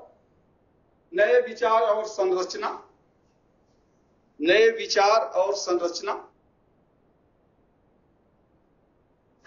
आगे फ्यूचर भविष्य की प्रगति, भविष्य की प्रगति, व्यवसाय, अगला व्यवसाय की किताबें तथा संदर्भ सामग्री, व्यवसाय की किताबें, उचित गुणवत्ता, उचित गुणवत्ता स्तर की, व्यवसाय की किताबें तथा संदर्भ सामग्री उचित गुणवत्ता स्तर की, उचित गुणवत्ता स्तर की. अनुदेशनात्मक पत्रक, ऑल इंस्ट्रक्शनल शीट जो 5-6 हमने पीछे डिस्कस किया था, तो सभी अनुदेशनात्मक पत्रक, ग्लोसरी ऑफ टेक्निकल टर्म्स यानी तकनीकी शब्दों का शब्दकोश, ग्लोसरी यानी शब्दकोश होता है. तकनीकी, बहुत से टेक्निकल शब्द ऐसे होते हैं जिसका हमें नॉलेज नहीं हो, जिससे. और लास्ट है शेड्यूल ऑफ इंस्ट्रक्शन यानी अनुदेश की समय, अनुदेश की समय सारणी. हाँ, बुक के लास्ट में जनरली रहता है समय सारणी.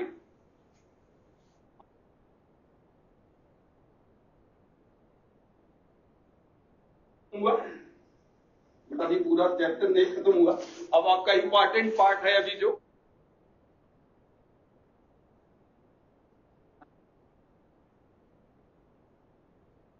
ये लास्ट है इसका एडी मॉडल. इसके बाद just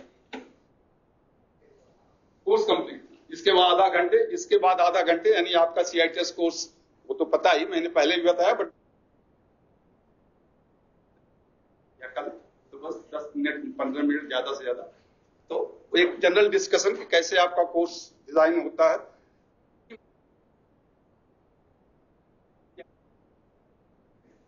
analyse, design, develop, implement and evaluate आएगा, अभी आप मैं इसमें बताऊंगा. तो सो आईडी मॉडल इसे कहते हैं.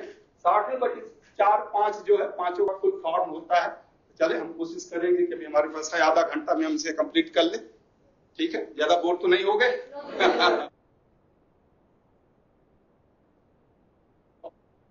इंटरेस्ट तो आएगा. कोर्स वाले में थोड़ा था, ठीक है, कोर्स वाले में था, बट इसलिए मैंने उसको जल्दी में पॉइंट्स, मेन पॉइंट ही बताया, ज्यादा डिस्कशन नहीं किया. तो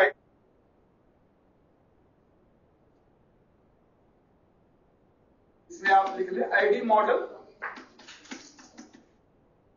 दी generic process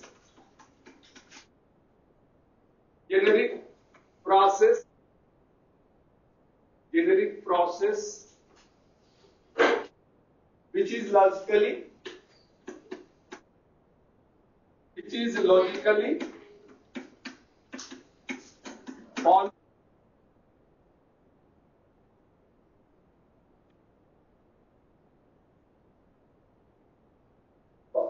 followed by instructional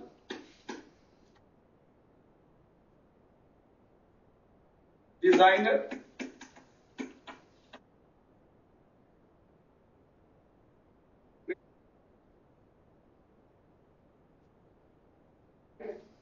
training developer.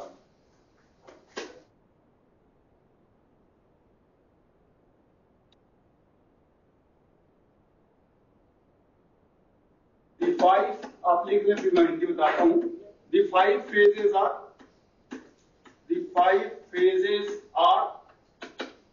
analysis, design, development,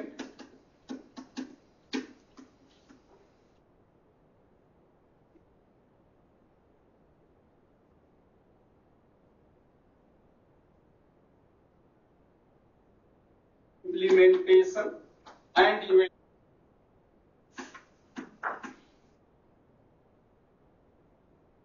It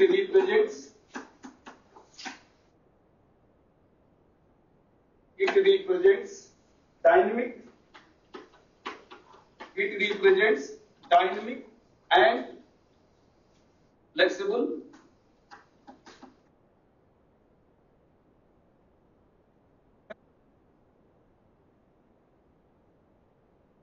building method of building, training, performance,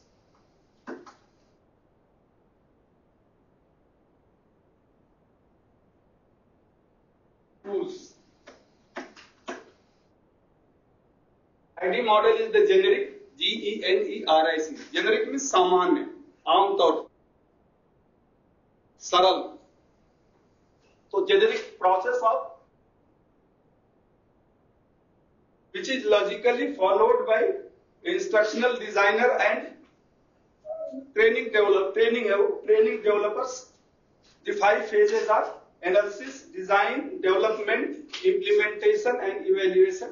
It represents dynamic and flexible method of building, training and performance tools. हो गया? हिंदी में आप लिख लें. आईडीई लिखे, इसको पूरा लिखेंगे तो बहुत ज्यादा. आईडीई लिख ले कि आइडियल मॉडल को प्रारूप कहते हैं. तो आईडी वह सरल प्रक्रिया है या सामान्य प्रक्रिया है. आईडी प्रारूप वह सरल प्रक्रिया है जिसे ज्यादातर शिक्षण तथा प्रशिक्षण तथा विकसित करने वाले या बनाने वाले उपयोग करते हैं. विकसित करने वाले या बनाने वाले उपयोग करते हैं. इस प्रारूप या मॉडल भी लिख सकते हैं. इस मॉडल के पांच क्रम इस प्रकार हैं.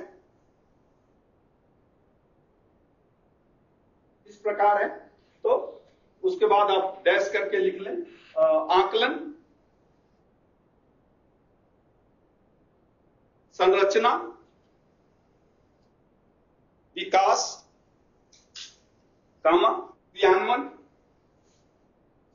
क्रियान्वयन और मूल्यांकन.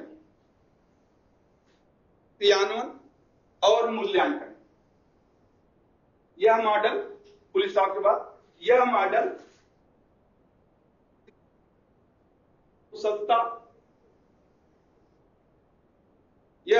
प्रशिक्षण और कार्यकुशलता के मापन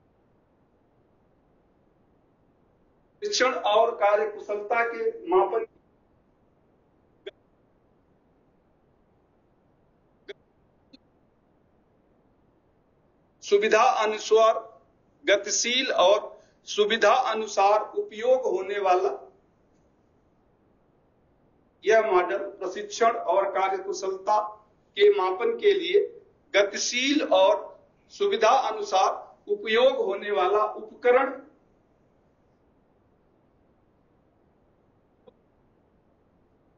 उपयोग कर सकते हैं सुविधा अनुसार। तो मतलब लचीला होता है, उपकरण प्रस्तुत करता है, टूल से उपकरण प्रस्तुत करता है। इसी में आप आगे लिख ले, the ID model is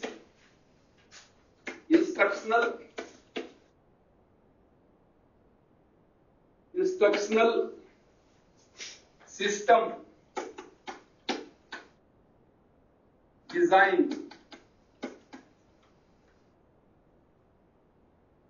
the model, the other models, the others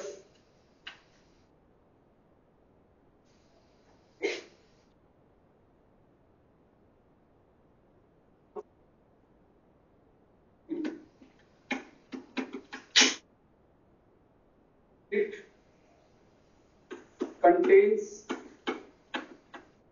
contains the idea of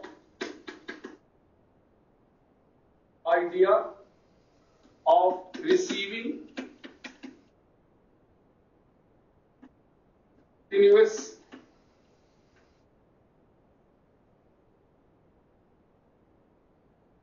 continuous remarks, feedback or formative feedback. Remarks are formative feedback.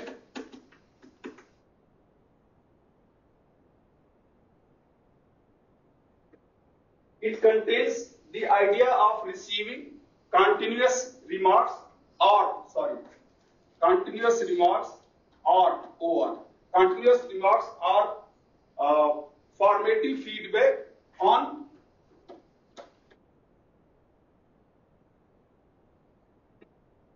instructional material being designed. On instructional material being designed.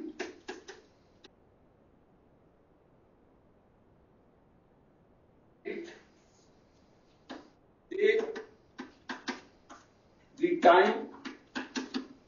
save the time and money. Save the time and money by identifying and fixing the problems.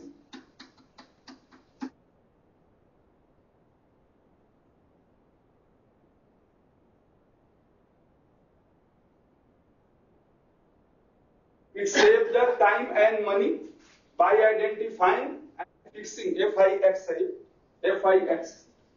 and fixing the problem. कभी कभी ये ISD भी आता है, इसको ISD model भी कहा जाता है, ये भी आ सकता है। The ID model is the instructional system design model, तो इसे ISD मॉडल भी कहते हैं। The other model comes out of it.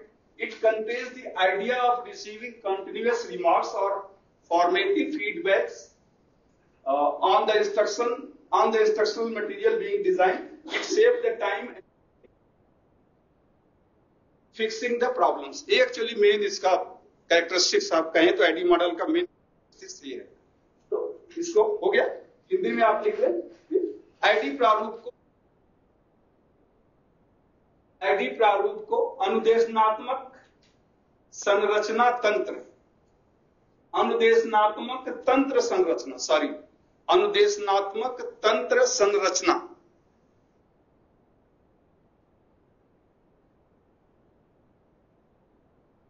भी कहते हैं, प्रारूप भी कहते हैं। दूसरे अन्य प्रारूप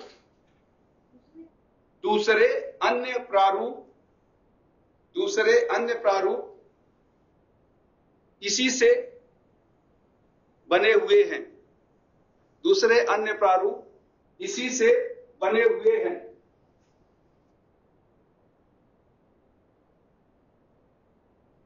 कि यह विशेषता है कि यह विशेषता है कि यह निरंतर टिप्पणी या फॉर्मेटिव की हिंदी क्या होगी, या फॉर्मेटिव ही लिख लें, या फॉर्मेटिव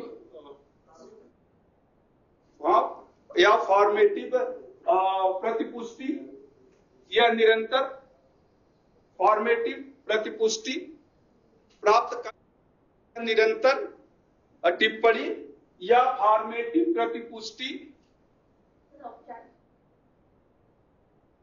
मतलब बदल जाता है।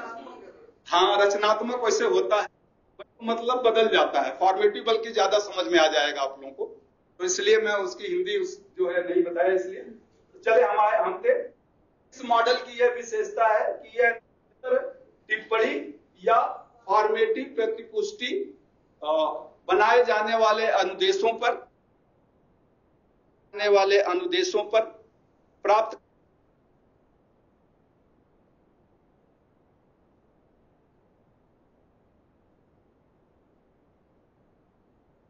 स्टॉप के बाद लिख लें। यह समस्याओं को पहचान कर उसका समाधान करता है। यह समस्याओं को पहचान कर उसका समाधान करता है, जिससे समय और धन की बचत होती है। जिससे समय और धन की बचत होती है। पहला चेंज करके आप लिख लें, दी इंस्ट्रक्शनल थियरी, बस 2-3 लाइन और है। The instructional theories related to instructional theories related to behavior,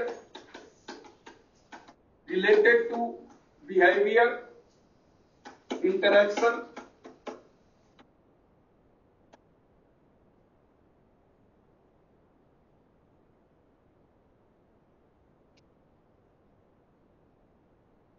knowledge,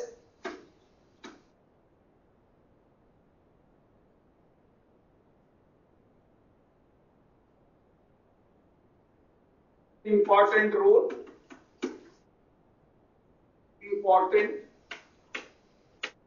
play an important role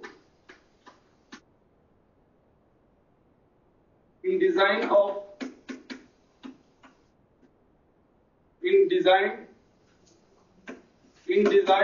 instructional material.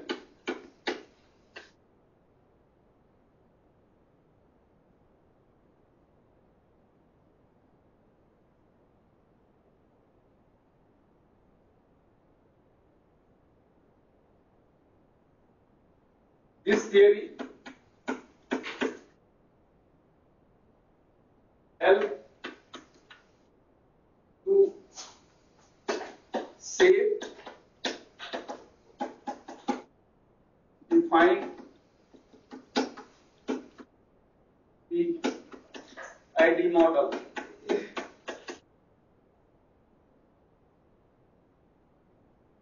ये इसका डिस्क्रिप्शन हो गया।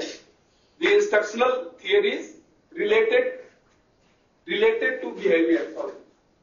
Instructional theories related to behavior, interaction, learning, and cognitive knowledge play an important role in design of instructional material. This theory helps to shape and define. Hindi में आप लिख लें इसको। अनुदेशनात्मक सिद्धांत सेकंड चैप्टर में साइकोलॉजी ऑफ लर्निंग में ये सब आया था। तो चलिए, अनुदेशनात्मक सिद्धांत जो व्यवहार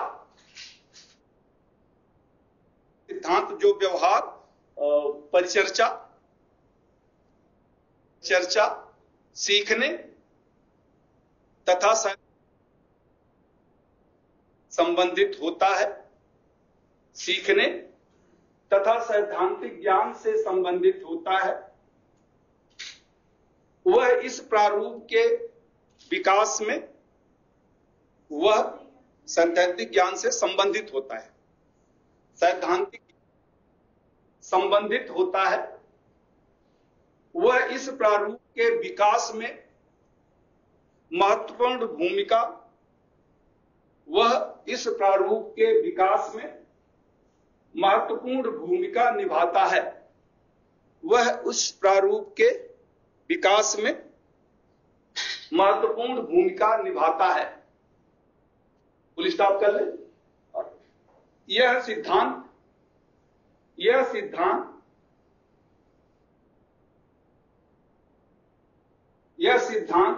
आइडियल मॉडल को परिभाषित करने, यह सिद्धांत आइडियल मॉडल को परिभाषित करने तथा एक निश्चित स्वरूप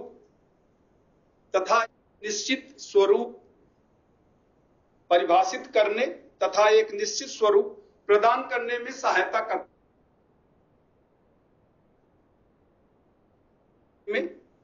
करता है, प्रदान करने में सहायता करता है। एक निश्चित स्वरूप यानी शेप, डिजाइन का जो शेप होता है उसको बनाने में इस मॉडल का अच्छा होता है। पैरा चेंज करके आप लिख लें एक line, each phase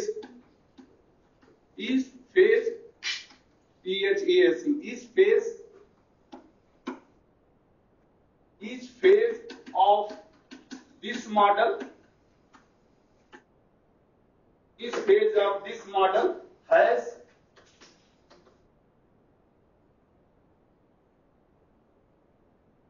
has an output that feed to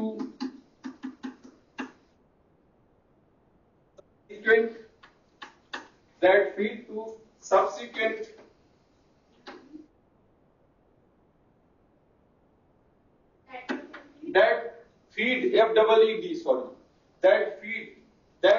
to subsequent phases. Each phase of this model has an output that feed to subsequent phase. यानी इस प्रारूप की प्रत्येक अवस्था का, इस प्रारूप के प्रत्येक अवस्था का अपना एक परिणाम होता है, अपना एक परिणाम होता है जिसे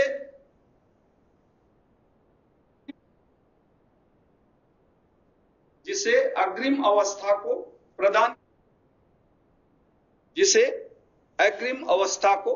प्रदान किया जाता है। यानी ये इंटर रिलेटेड होता है।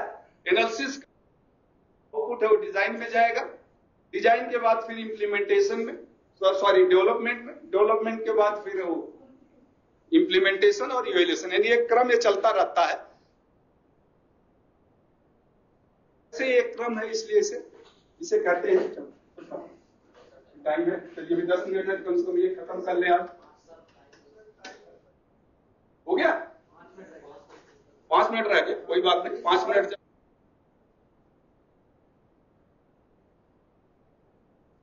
12:55 पर मेस खुल जाता है, तो क्या 12:55 पर बंद भी हो जाता है? कब तक? 15 मिनट बस आप लोगों को खाने के लिए है।